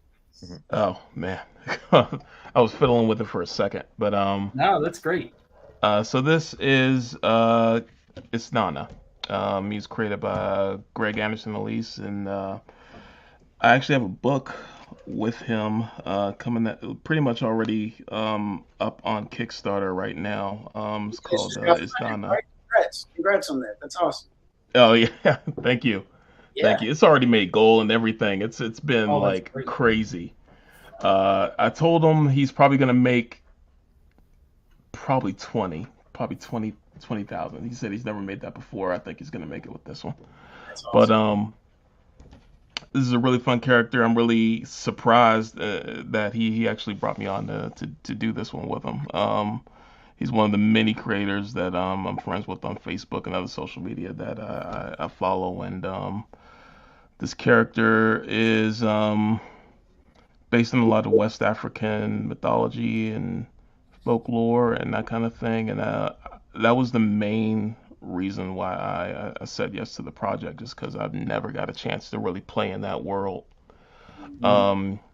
Usually when it comes to mythology, you always get the typical like Greek or something like that, and those things are great, but there are other mythologies out here that we could bring some attention to and have a lot of fun with and stuff like that. So to maybe kind of build off of us talking about research before, I mean, did you really go down and do a lot of it? And how did you find to incorporate into your designs? Yeah, so I got a little obsessive about that. Always. I did change Isnana's look just slightly, and pulled some traditional aesthetics from West African cultures, but specifically West Africa, because it's like, I think over here in the West we forget it's a continent, so it's like thousands, hundreds of thousands of different cultures over there. Like it's crazy. So I even got really obsessive on certain written languages they would use. So like if Nana was to write me thing, it has to be in an older West African language. It can't be in English. So it'd be like obsessively looking up like lexicons and alphabets that I could probably use for anything he would write down and stuff like that. It was crazy. The more funner parts though was that I pulled some designs from some West African sculptures for some things I had going on with like his pants. I changed his pants a little bit. I think I kept his shirt largely the same, but it took a long time. I think it took me like a full month to like get through that stuff because I was just looking at anything I can get my eyes on. And then just talking about the Kickstarter in general, is it Kickstarter that you've done, or have you done a bunch of them in the past? So I've worked with a lot of creators. I've done a good amount of Kickstarters before, and I do my best to try to help promote it because I want people to see the work that I put in. And I try to really hook myself up with projects that I know I'm going to love doing. So I'm always doing my best to try to push those as much as I can because I want them to be successful. This one particularly didn't need much pushing from me. Looks like people love it already, thankfully. Yeah, you guys came out hot for that one, man. I was really, really happy for you guys. I was like up at night staring at it. Like it was, I was obsessing about it. So now you and Fernando, Lloyd, I believe you've done Kickstarter before too, I think, right, Lloyd? No Kickstarter. So for Sean and Fernando, what have you found that helps to make like a success Kickstarter? That's something that a lot of young artists are always looking into and kind of want to try out to get their own stories put out into this world. That there are so many different ways to do it. So kind of, I'm sorry, multi-part question. Would you recommend something like Kickstarter? And then two, found that makes a Kickstarter successful? In my opinion, I think the most successful Kickstarters are the ones that explain their benefits as plainly and as clearly as possible. If you're a little vague with any of your communication to your audience, then they're not really gonna fully understand what you're offering. Because there are people that go on Kickstarter specifically just to shop for projects to back, and so they're largely relying on the communication from the creators of that Kickstarter to be able to understand what they're actually backing. And if they don't, if anything becomes kind of vague and, you know, comparison, if I give this much money, will I get a PDF versus a hard copy or something like that, then any kind of like weird wordage that can cause them not to understand anything could kind of trump a lot of stuff. It really comes down to the communication. That's encouraging. Yeah. Like I've seen really good Kickstarters, and and sometimes they don't make it just because when you read the benefits of what the backers are supposed to get, it's not all that clear. It's vague. That's a lot of the reasons why people put a lot of visual aids. They if they say you offer back this much, then you'll get a hard copy book, and they'll actually put a picture of a hard copy book on there. Like they'll do the best they can to try to make it as easy and as understandable as possible. Would you recommend having all of the entire project done before you start the campaign, or is it more of a do it as you go so you can just get it out there, so by the time you have it done, it'll be ready to ship? I think ideally you should have it done and ready to go.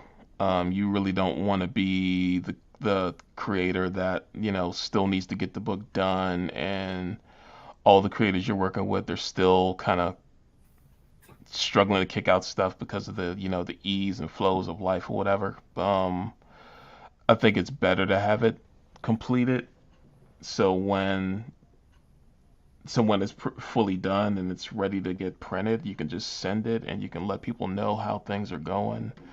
And I think people are just overall they're a little bit more comfortable when they hear a book has been shipped to the printer and it's getting ready to basically get shipped out in like, you know, maybe a month or a couple months or whatnot.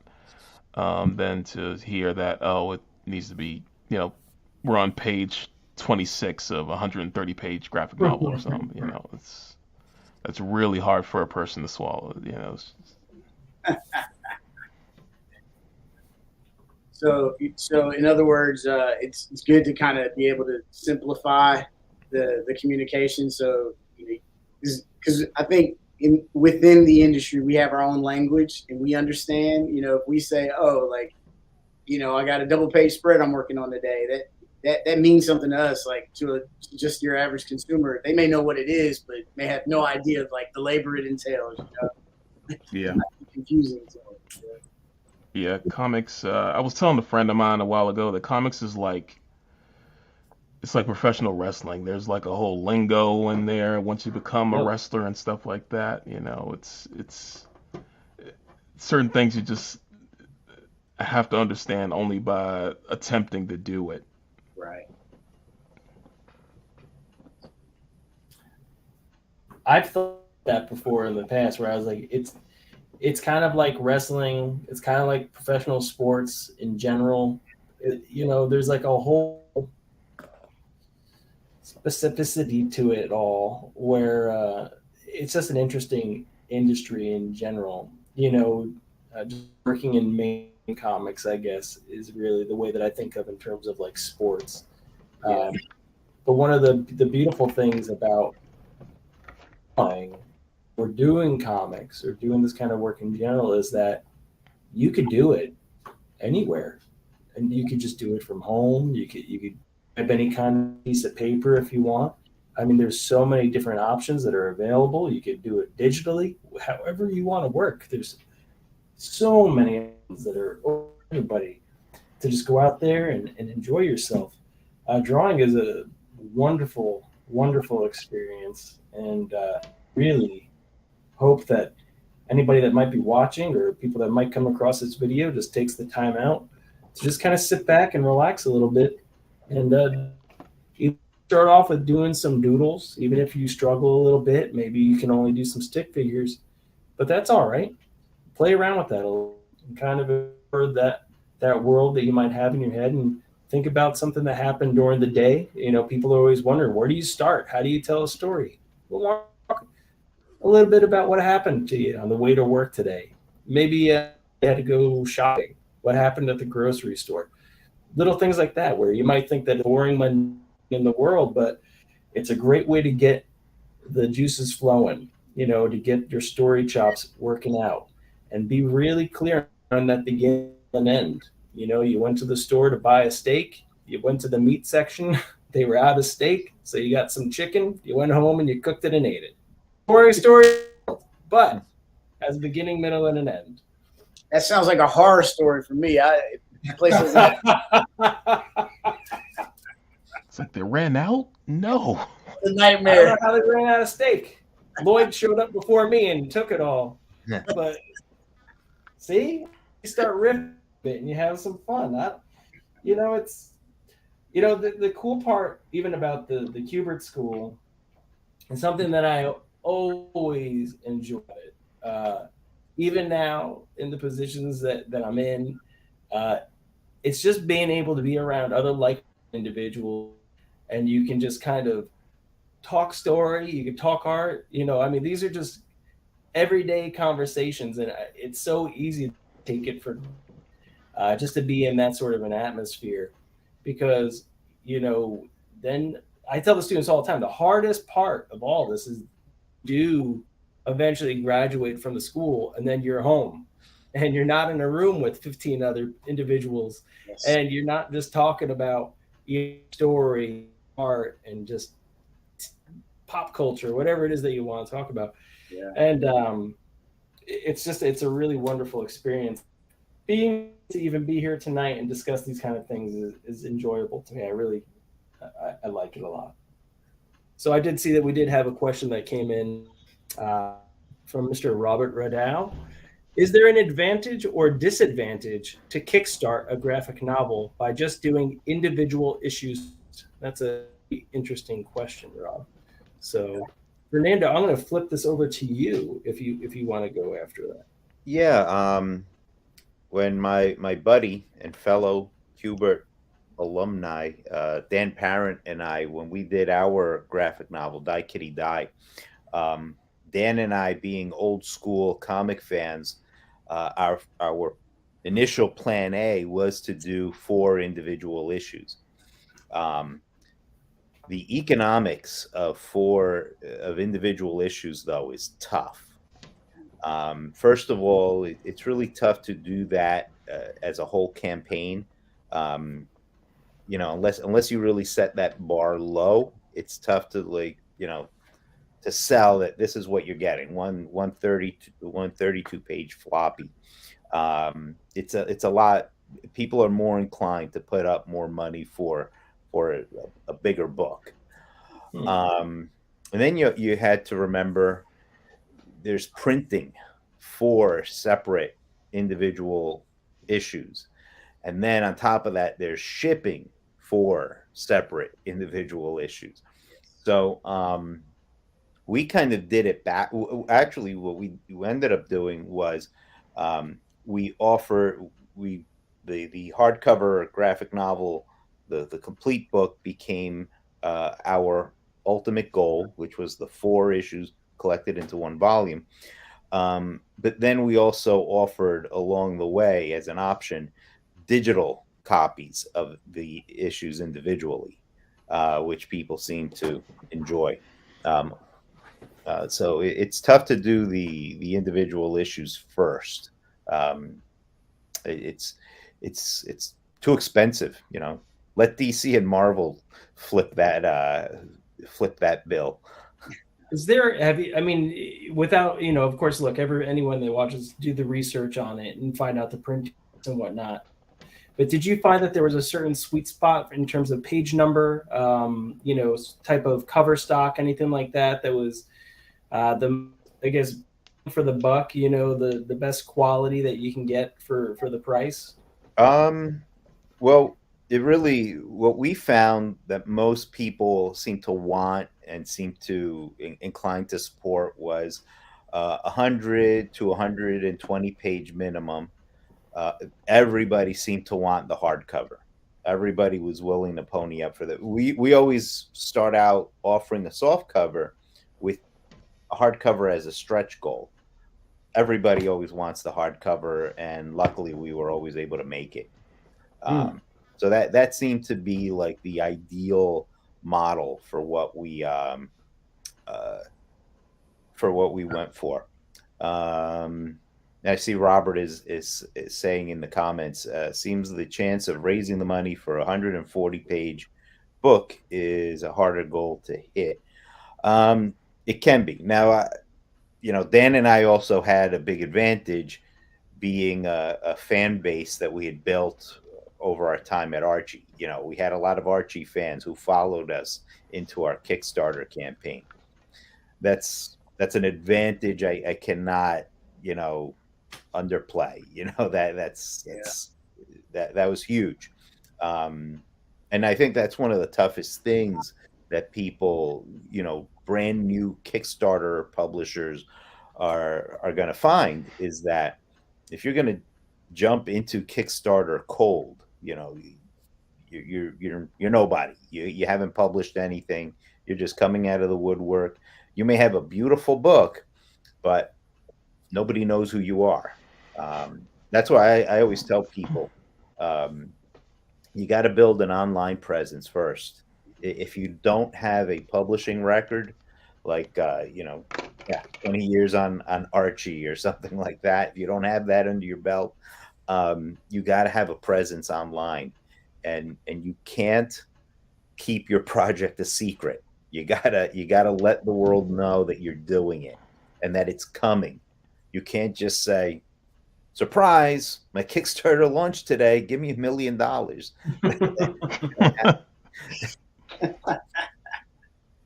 Well, okay, so that brings up a few things. Like, have you, Sean and Fernando, have you noticed in particular? I'm sorry to have turned this now into just like a self-publishing panel, Oh, it's But okay. I think that this is something that a lot of people are fascinated by, and I think that it's a great way to get actual real printed work out into the world, and to build your audience. Um, is there a particular time over the course of the year that you found to be better to do a launch rather than others? Is there like a certain months that you want to try to stay away from? Yes. Um, I believe, and I don't know if this has changed in the last couple of years, but once upon a time, Kickstarter themselves said that March was their most profitable, most active time to launch a Kickstarter. From our own observations, doing campaigns at different times of year, uh, yeah, from what we've seen, springtime is ideal. The fall is ideal. You kind of want to stay away from December and January. And what I saw uh, from friends' campaigns, stay away. Summer is lethal. Stay away from July, especially. Mm. Nobody's not that many people are online in the summer months. People are out doing stuff, spending their money on their vacations. Um, or they're going to San Diego Comic Con. They're not watching Kickstarter and supporting campaigns. I've seen campaigns really just stall in the summer months. And then, Sean, how have you found different ways to promote these sort of stories? What are some really interesting or something that you think um, may get more attention to a project? So I've been to the document don't promote kind of model. Like documenting some of the stages of creating that book and then using that as I the like that. communication for when you post about that project on any of your social medias. And you should probably use all of your social medias. If you have like 4 different accounts on 4 different platforms, you should probably be using all of them. Um, Aside from that, well, more on that because documenting it kind of brings your customer or potential customer into the project and kind of gives them a feel for the kind of stake that you have in it. Mm. Kind of gets them to know you a bit better, especially if you're really new and you don't know. I'm sorry, and they don't know anything really about you, and this is the first time they're ever hearing from you about anything. So, I would kind of use that as a tool to kind of communicate to your audience about your Kickstarter. Just kind of like, look, if you're drawing it yourself, like if I was drawing a book myself for a Right. Kickstarter, I'd be like, today I'm working on thumbnails for this project. And I will probably be doing this before the Kickstarter launches, like when I have the Kickstarter set and I have the page ready, and I'm just accepting emails for notification. Just putting in on my social media, just posts about how I'm progressively working on it. And these things I've probably done like months in advance already. I just have them in my phone or whatnot, just ready to post. And so I'm sharing that to kind of give the audience just kind of a view behind the curtain a little bit on how what I'm promoting is being made and possibly so they could get to know me better because I'm going to be talking about my personal experience with making this thing and hopefully getting more of a connection that way with the audience because we do buy emotionally. Like it's not just no one's looking for a Kickstarter project based on logic and reasoning.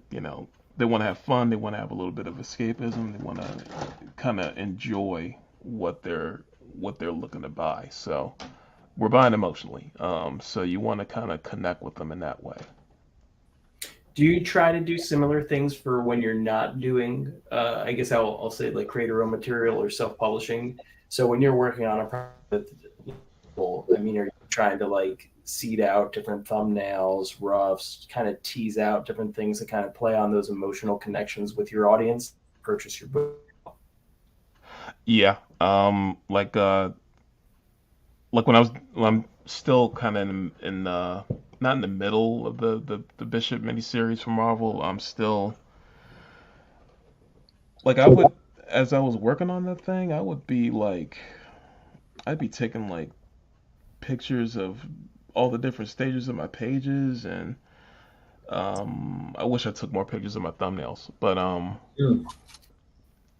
and I would just kind of like discuss like all the things I was thinking about, like even my frustrations with certain pages and stuff like that. Just to be able to give like anyone who would potentially want to buy it just like an understanding of what went into making this thing. Yeah, I think a lot of it has to do with kind of the story behind the story. That helps a lot. I mean, that's all, content. It's all, it's like everything is content. Yeah. It's crazy too because I think Fernando, it wasn't like that when you got in the game. It wasn't like that when you got in, Anthony, was it? It was just starting like the whole everything is content. Post your thumbnails, your roughs, the pencils, the ink, like everything. It's just like I just want to draw. I don't want to tell everybody what I'm drawing. It's I think about when I graduated 2011 from the Kubert School, and in 2012 or 2011 we actually started. That's right. And we did a book called Epics. So myself, Fernando, Fabio Redivo, and Bob Harden. And it's kind of weird to say like that was the early days of kind of Kickstarter at that point, because now I'm starting to feel old. So that's hilarious. But as a person that loves comics and just loves art in general, I was able to kind of make that connection that people wanted to see behind the scenes. I've always been fascinated by that, and I think being a of this, you're fascinated of the behind the scenes, and I think that a lot of people that buy comics also want to work in the industry. I think that they have a lot of stories that they want to tell, and they're fascinated by the behind the scenes stuff as well. So I was able to make action pretty early on, and then even when we started advertising for the Kickstarter and things like that, Fernando, I'm sure you remember, but I was always after them to give me behind the scenes photos, to do videos, show process, update people, because I do think that it's fascinating. I think that's why you have documentaries. People want to know how things came to be. So shining that light into the world, it makes for a really interesting and compelling thing. And what Sean was just saying makes so much sense. You're connecting with audience on an emotional level. They're going on the journey with you. And I think that that's an incredible experience to be able to share with someone or audience. And so, yeah, I mean, I've always tried to think of different ways to connect with people in that manner. And even now at the school, the fact that I'm wearing this school shirt now, it's more than just a logo. It's a way to connect with people that have a shared experience with you. That's why, branding, that's all it is. You're sharing in our common belief, something like that with other people. And that's what it is. So I love it. I hope that makes sense.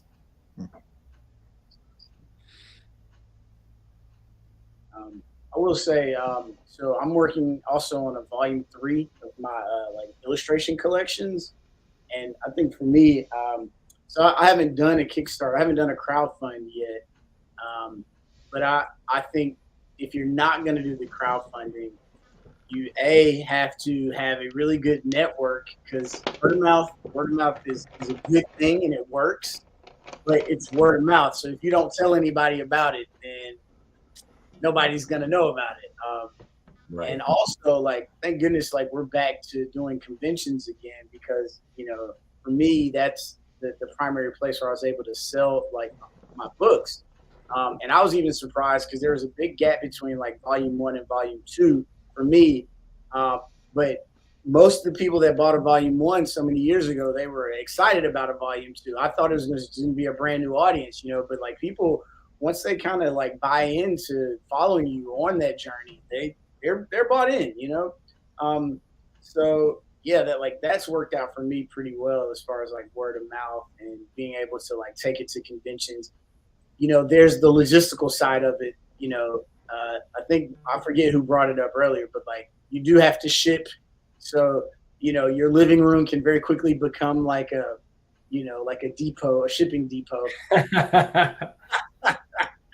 It's very, you should see this side of my studio. It's like, it's all it is supplies and, you know, shipping equipment. So that's why my camera is angled up right now, because if I just tilt this down like 2 inches, it is a train wreck in here. I have just papers all over the place. You know, I call it organized. Jackie calls it a mess. So, yeah, there's, you know, you have to consider the logistical side of the task you're undertaking, because it's not just, you know, if you're fortunate enough to work for a company, you know, then all you do have to do is your part. You have to do the pencils or the inks or, you know, the story, whatever that is. And then distribution and fulfillment, like that's what companies are. So if you're doing that on your own, that's an educational process. You know, you got to learn. I got my printer, I got my scanner, I got my label makers, you know, my big envelopes to ship original art in, which is different than, it's like commissions and all that stuff. Like, you got to learn how to do all that on your own. It's a job. Yeah, it's a job. And it's definitely something one day I'm looking to hire out, because I just want to draw. That's all I want to do. Yeah. And can you guys talk about, I'm sorry. Go ahead. I was gonna say, can you guys talk about some of the more interesting characters you've designed like throughout the years? Because I'm interested to hear like kind of what you know your thought processes were when, you know, designing characters. I know, Anthony, you had to do the whole Batman Rogues gallery, right? For yeah, that was so much. I had time ever working on that. Man, that was like the coolest job. So before they announced the comic book series, they want to come in and do designs for everybody, all the heroes, you know, Batman, Robin, Commissioner Gordon, Bruce Wayne, Fred, you know, every main character you think of. And then on the villain side, it was, you know, all of your heavy hitters. You had the Joker, you had Penguin, Catwoman, Riddler, you name them, they were all there. And that was just so cool. So, and then there was new characters like Miss Tuesday, who is basically a sidekick for the Riddler, if you want to come up with that. And Miss Tuesday was a lot of fun to design. So, and there's another new character actually going to be showing up in issue 6 that comes out, and I don't want to spoil too much, but you'll pick up issue Batman the Audio Adventures, you'll find out. But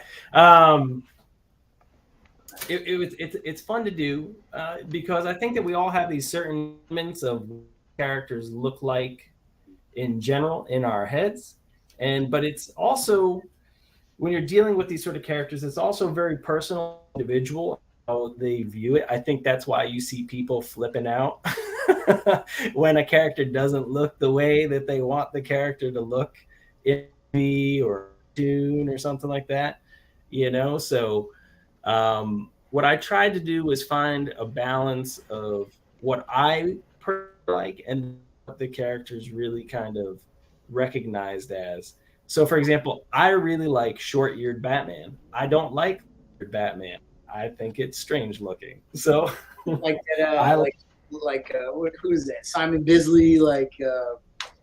I love Jones's art, but his Batman always had like 6 foot long, you know, bat ears on. But he's a brilliant artist.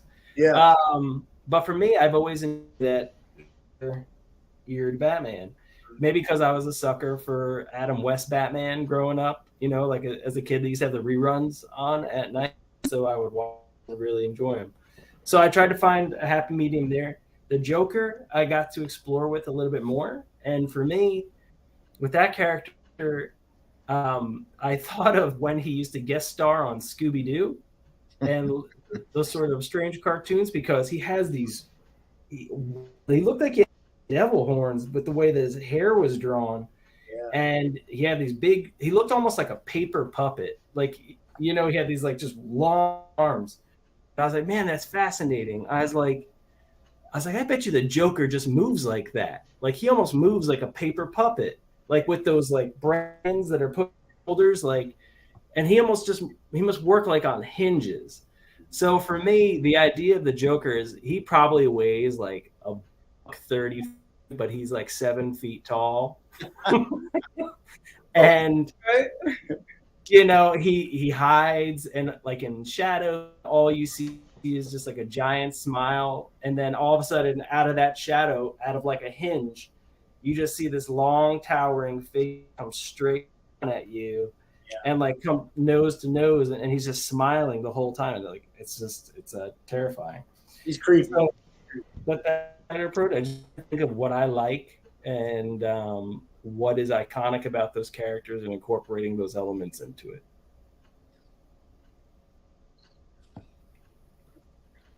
Sean, did you get to take any liberties when doing the Bishop series? Or was that more of a, they said, hey, make sure he looks like this and go with it? Like, how'd that roll out? Oh, well, strangely, they were not that like particular. Like they gave me like he has a current look going on right now. And as long as he looked that way throughout the book, it was fine. If I took particular liberties on like, how long his short locks are right now, they really didn't care about that, just as long as he's wearing like the outfit and is more or less still the same. Um, I did get the chance to draw like some older designs of him in the first issue, during a dream sequence, and that was pretty fun. And they pretty much left that completely up to me as to like what design to put in there. So I got a chance to put in like maybe about 4 different older Bishop designs That's cool. in that first book. That's cool. Yeah, yeah. Oh, man. It's I did because he's in an alternate universe, so I did have to like redesign the X-Men, and I had to design most of them before they even started showing up in like certain issues. So it was that was trying to squeeze that time in was a bit tricky, but um they were pretty loose on letting me kind of do what I wanted there too. I told them like I was gonna try to just keep it within like the '90s X-Men because that's when he met them. And so they were like, "Oh yeah, sure, go for it." And I was like, "Okay." Did you have to And send in your versions for approval, or were they were just like, we'll trust you to run with it? they didn't even ask for any initially. They were willing to just let me go in on the page. I just wasn't that trusting of myself because I grew up on X-Men just like everyone else. So I was like, I can't mess this up. I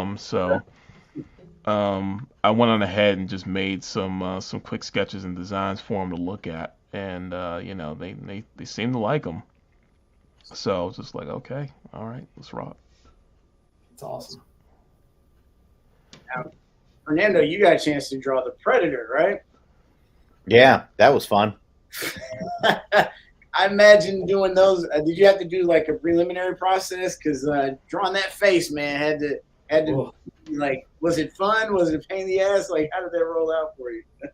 Well, yeah, initially, because that was one of the crossover books, and the way those crossovers usually work, or at least they did, was it was Archie on the Archie end and Dark Horse on the Predator end. Um, you know, Dark Horse ended up doing all the editorial on it, so they really put the book together. So I was really working for Brandon Wright, Dark Horse editor at the time.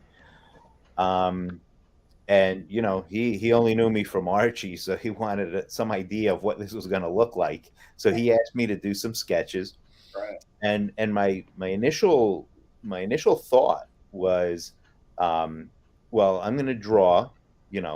This is going to be an Archie story, an Archie universe, but I want to draw a realistic Predator. So everything was going to be a cartoon except for like the Predator, who was going to be this realistic monster in it. Nice. And I did some realistic Predator sketches, and I sent them over to Brandon, and he was very complimentary on them, but he said, but let's see an Archie-fied Predator. Archie-fied Predator. Nice.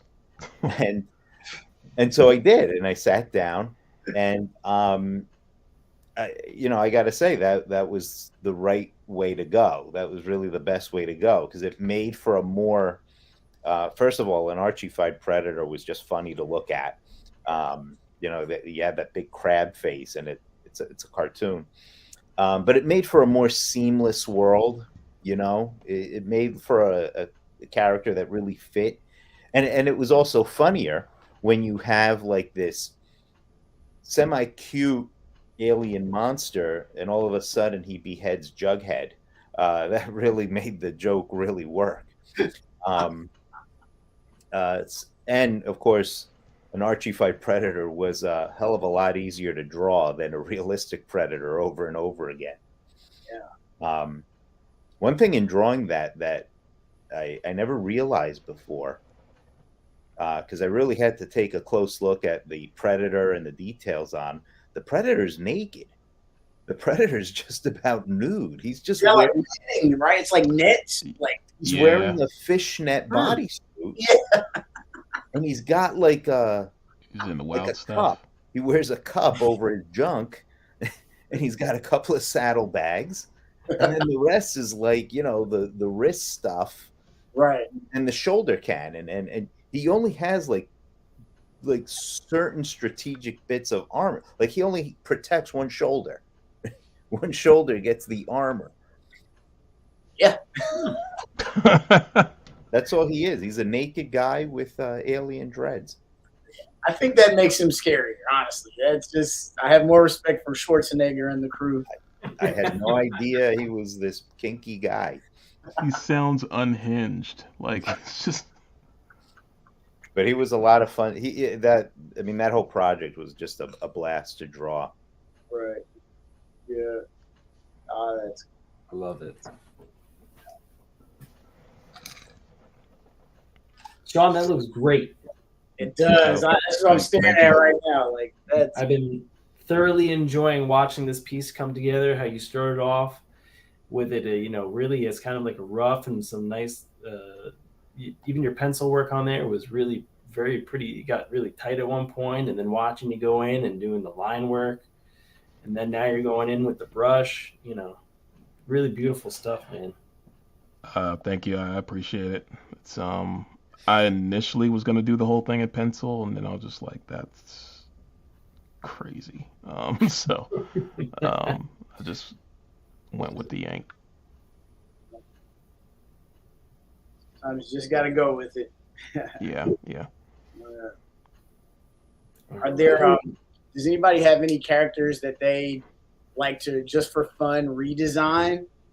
Like, like your version of. I don't know, like mine is, I'd like to take Wildcat from the Justice Society of America and give him a over. Yeah, I'd love to play with him. And that's one I would design. What about you guys? That's a good question. Oh, there's so many. I would do Justice League. I would do, what's that old cartoon show? A lot of the characters were designed by Bart Sears. I think it was Cops. Mm-hmm. Oh, I remember that show. I can't believe you just pulled that up. That was great.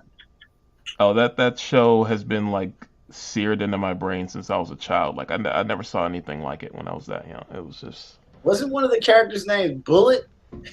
Probably. Bulletproof. He was Bullet. the chief of police. He was the chief. Swole too, man. Swole. Yeah. They all were. Each one of them. All those guys had gym memberships and on steroids. Yeah. Like They were juicy. No natties there, man. They were juicy. No, I was just gonna say they're all on something. nobody's passing their drug tests. It's just Oh, that would be cool. Oh my god, I haven't thought of that show in forever. Now I'm gonna be going on YouTube as soon as we're done here. I gotta pull that up. I was obsessed with that show. It was just I think Bulletproof was my favorite character because I was just like, man, he's like, I Yeah. was like, if you shoot him, nothing happens. Look at him, like. He's bulletproof. I remember the cool dog that had the siren on his back. Was that show? Yeah, Yes, I think it was yeah. Oh Police man. Academy, wasn't it? Was it Police Academy? Oh, it constantly had that dog though. He almost looked like a transformer, like for a split. But then it was just like the light. It was just like the cool little light that would come. I gotta look that up really quick. Now it's gonna. That theme song, like the intro to that show, was always really cool. Yeah, yeah. It was like a mini episode, you know.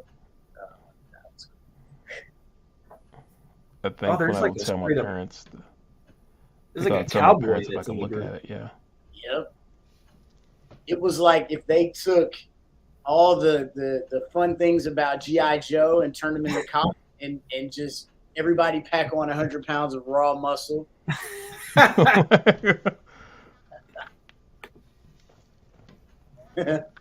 Trying to find like a good image because I need to share this with everybody. That show came out like during like the Silverhawk and Brave Star era. Yeah, I was a big fan of Brave Star too. I learned what a puma was watching Brave Star. Like, what the heck is a puma? Why do you want its speed? Like, are they fast? I think that was the only show my mom was like okay with me watching because there wasn't like a whole lot of like indigenous or Native American cartoons going on. Yeah. And so I mean my family's culturally we're pretty mixed. So like my mom could speak some small amount of Salaki Cherokee, so she was just like, just make sure you get a good like view of indigenous people before growing up and going out into the world. So it's just like, wow, I never looked at it from that perspective. I forgot like he was like Native American. I forgot about it. yeah, that's the only reason she was okay with me watching it. Like she thought it was ridiculous. She was like, why is this horse become like humanoid? And she was alright with me watching it. So Anthony, I have this idea I'm gonna run by. You guys remember Josh Zingerman? Yes, of course. Yeah. Yeah, so he's into animation now, out in California, and I want to run by him. I don't know where I got this idea from, but probably just looking at He-Man characters, and I always wondered what would happen if all the characters in Masters of the Universe were able to tap into the power of Grayskull and power up like Prince Adam can turn into He-Man. What if everybody else could turn into like a ultimate version of themselves, kind of like in Dragon Ball Z? Everybody like has these ultimate forms, and like during the fight, like everybody just morphs and gets like bigger and like more everything. Like everybody gets more swole. Yeah, so I always wondered what that would look like. What if like everybody gets bigger than He-Man and Skeletor? Like Yeah. they're not even the biggest versions of the people that are in that. Like, you know what I mean? Like because like right now they're special because they're jacked up. But then it's like yeah, but no, Prince Adam was just like a kid. Like his dad turns into like He-Man Hulk. Like it's like gigantic. Like I think they would just turn into cops. I was trying to find a good image. They're all like weird low res or tiny little like pictures, and I didn't want to pull up a YouTube video and drop that on everybody. So It was Well, love that show so much. I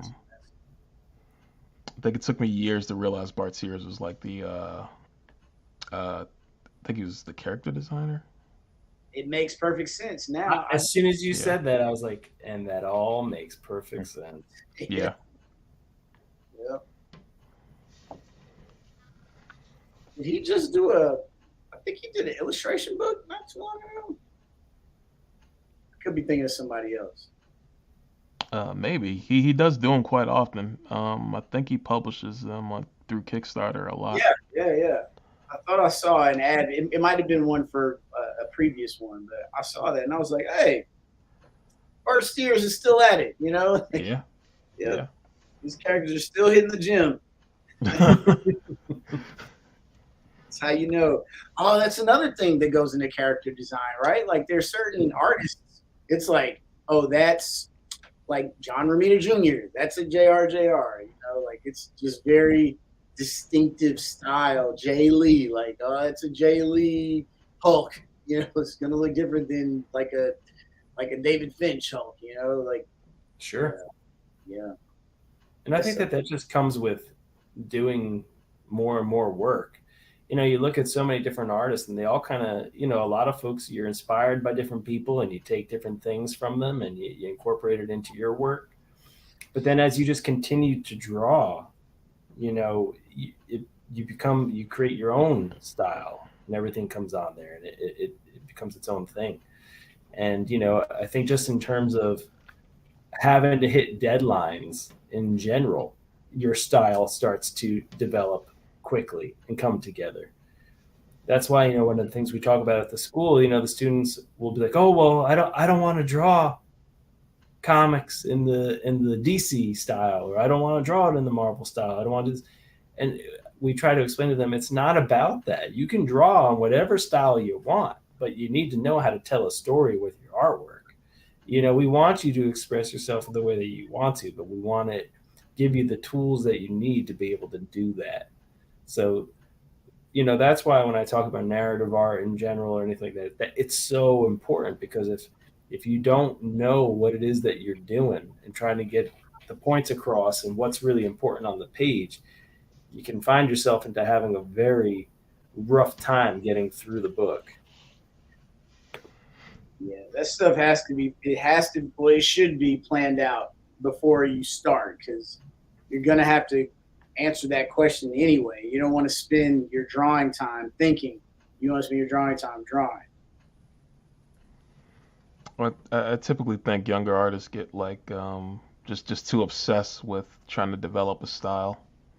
Right. Just most of the time, I'm like style that just kind of comes like once you realize you only have like 4 weeks to do this book, then Yep. you'll figure out a style. Don't worry about it. About 4 weeks now, right? Yeah. All right, everybody. So I think what we're going to do is we're actually going to start wrapping up at this point. So what I'm going to do is I'm going to kind of flip it around to everybody. If you'd like to kind of let anyone know that's watching where they can find a little bit more about you or your artwork, now's the time to do it. So, Sean, I'll start with you, and then I'll work our way backwards. Yes. So, I mean, you can find more of my work. I have a website, just SeanDamianHill.com. Also, my Instagram and Twitter is also just Sean Damian Hill. And yeah, that's mainly it. I still got issue 1 of Bishop is out now. It might be a little hard to find. It is gonna get a second printing though, so Nice. the first issue did pretty good. So that should be out maybe in a couple weeks, probably less than that, honestly. And issue 2 will be out next month, I think on 16th. Great. Lloyd. Cool. I'm fairly sure I'm the only Lloyd Grigory on social media. I'm sure I am, but if not, just all my handles, whether it be Facebook, Instagram, or TikTok, it's all Art of the Gray King, because that's what Lloyd means, Gray King. So Art of the Gray King, and yeah, it's I got an anthology. Like I said, working on with some friends. We're set to our deadline is in the summer, but we're not going live with pre-sales or anything until September. So be on the lookout for that. Great. I'll throw mine in and then I'll let Fernando go last. If you're interested in the Kubert School, I'd say visit kubertschool.edu. If you need art supplies, we also have a fantastic art store as well. Anything that you need from paper to pens to pencils, everything is there. So look up kubertartstore.com. We have a bunch of different programs coming up for this summer. We have our summer intensive, which will be held at the Kubert School in Dover, New Jersey, as well as our summer camps. And we have our Saturday morning kids classes, and we have online studies kicking off this April as well. So be sure to pay attention to everything that we've got going on, listed right on our website. Thank you for posting that. And then for anybody that'd like to learn a little bit more about what I've got going on or to check out some of my artwork, look me up on Instagram at Anthony Marquis Art. That's where I like to post the most and share what I've got going on. So be sure to pick up Batman the Audio Adventures issue 5. I believe that'll be out in stores next week. And then thanks so much for having me. I'm really appreciative of it. So Fernando, over to you. Well, you can find me at FernandoRuizEverybody.com. And that's my long neglected website. So all my stuff there is old. But you can see me all over social media, Facebook and Instagram. And I post stuff up there almost every day. So follow me there. So, all right, Dedren, I'm going to call you back in. I know you're around. I know you're watching. Oh, you're on muted, Dedren. Oh, no. Let's see. Oh, we still can't hear you. That's all right. For some reason, we're having a little technical glitch with Dedren. We can't hear you yet. Yeah. But there we go. I think right. I was saying, and what you couldn't hear was that I have this new microphone this year, and it is, it's a degree of difficulty I've yet to master. So no worries. But I was saying, first off, just a fantastic panel, and likewise for Robert and our guests who came in. We're appreciative of the conversation and the insights, not only about building characters and how do we find ourselves culturally and our stories as part of it, but also, of course, the narrative and the industry part of how do we get these stories into the communities, and likewise, how does that impact our youth? Now, it's had to come back in. I was definitely a fan of Cops and Bulletproof as well. Yes. I had most of Marshall Brave Star's toys. I was no big secret, big toy nerd. Brave Star stacked up pretty well, actually. All things considered, and yeah, that was some good runs for sure. Very much interested in appreciating, not only just the art, but obviously the camaraderie of being able to have industry leaders like y'all to continue to support not only us here at SUBSUME, but our shared community. So we're thankful to each of you, of course, and to the Kubert School for partnering with us for yet another year. So thank y'all so very much. And yeah, I'm sure we'll look to do this again soon. Yeah, looking forward to it, Dedren. It's always wonderful seeing you, and I love taking part in this. So thank you so much for having myself, everybody else here, all the other panelists in the Kubert School. Absolutely. So we want to shout out to kind of what made this connection, of course, in Detroit, where at least Yes. Lloyd and Anthony got a chance to meet.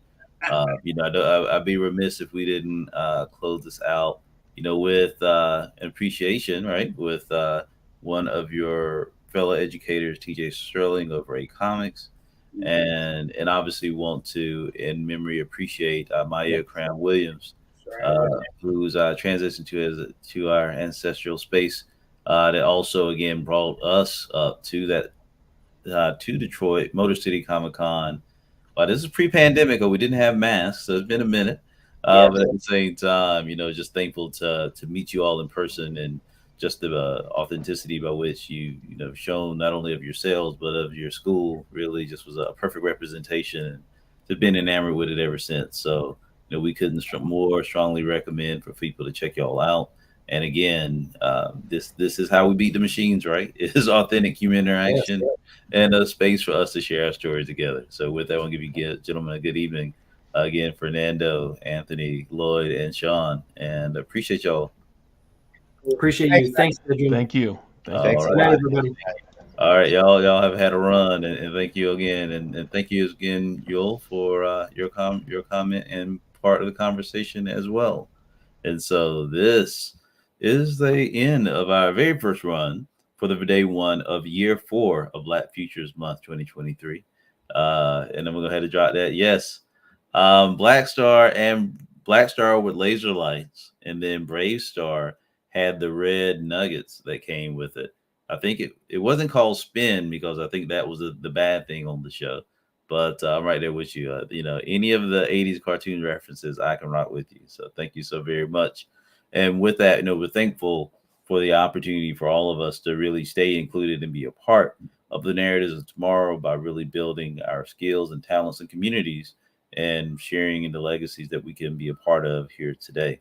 So with that, we won't stand on much ceremony for day one, but I do want to pull up my small list here and kind of give a run of what we have coming up tomorrow, which is just an incredible component and really a great complement to what we've talked about today. So, of course, we started off here with the artist versus AI as the first panel, and then, of course, we thank again the Kubert School for bringing in the human element of how we can build our skills and talents and have our stories in traditional and classical art.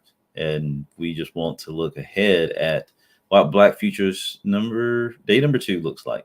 And so we'll start up with some reflections and really a revisitation of what it took to get to these spaces for the past 3 years.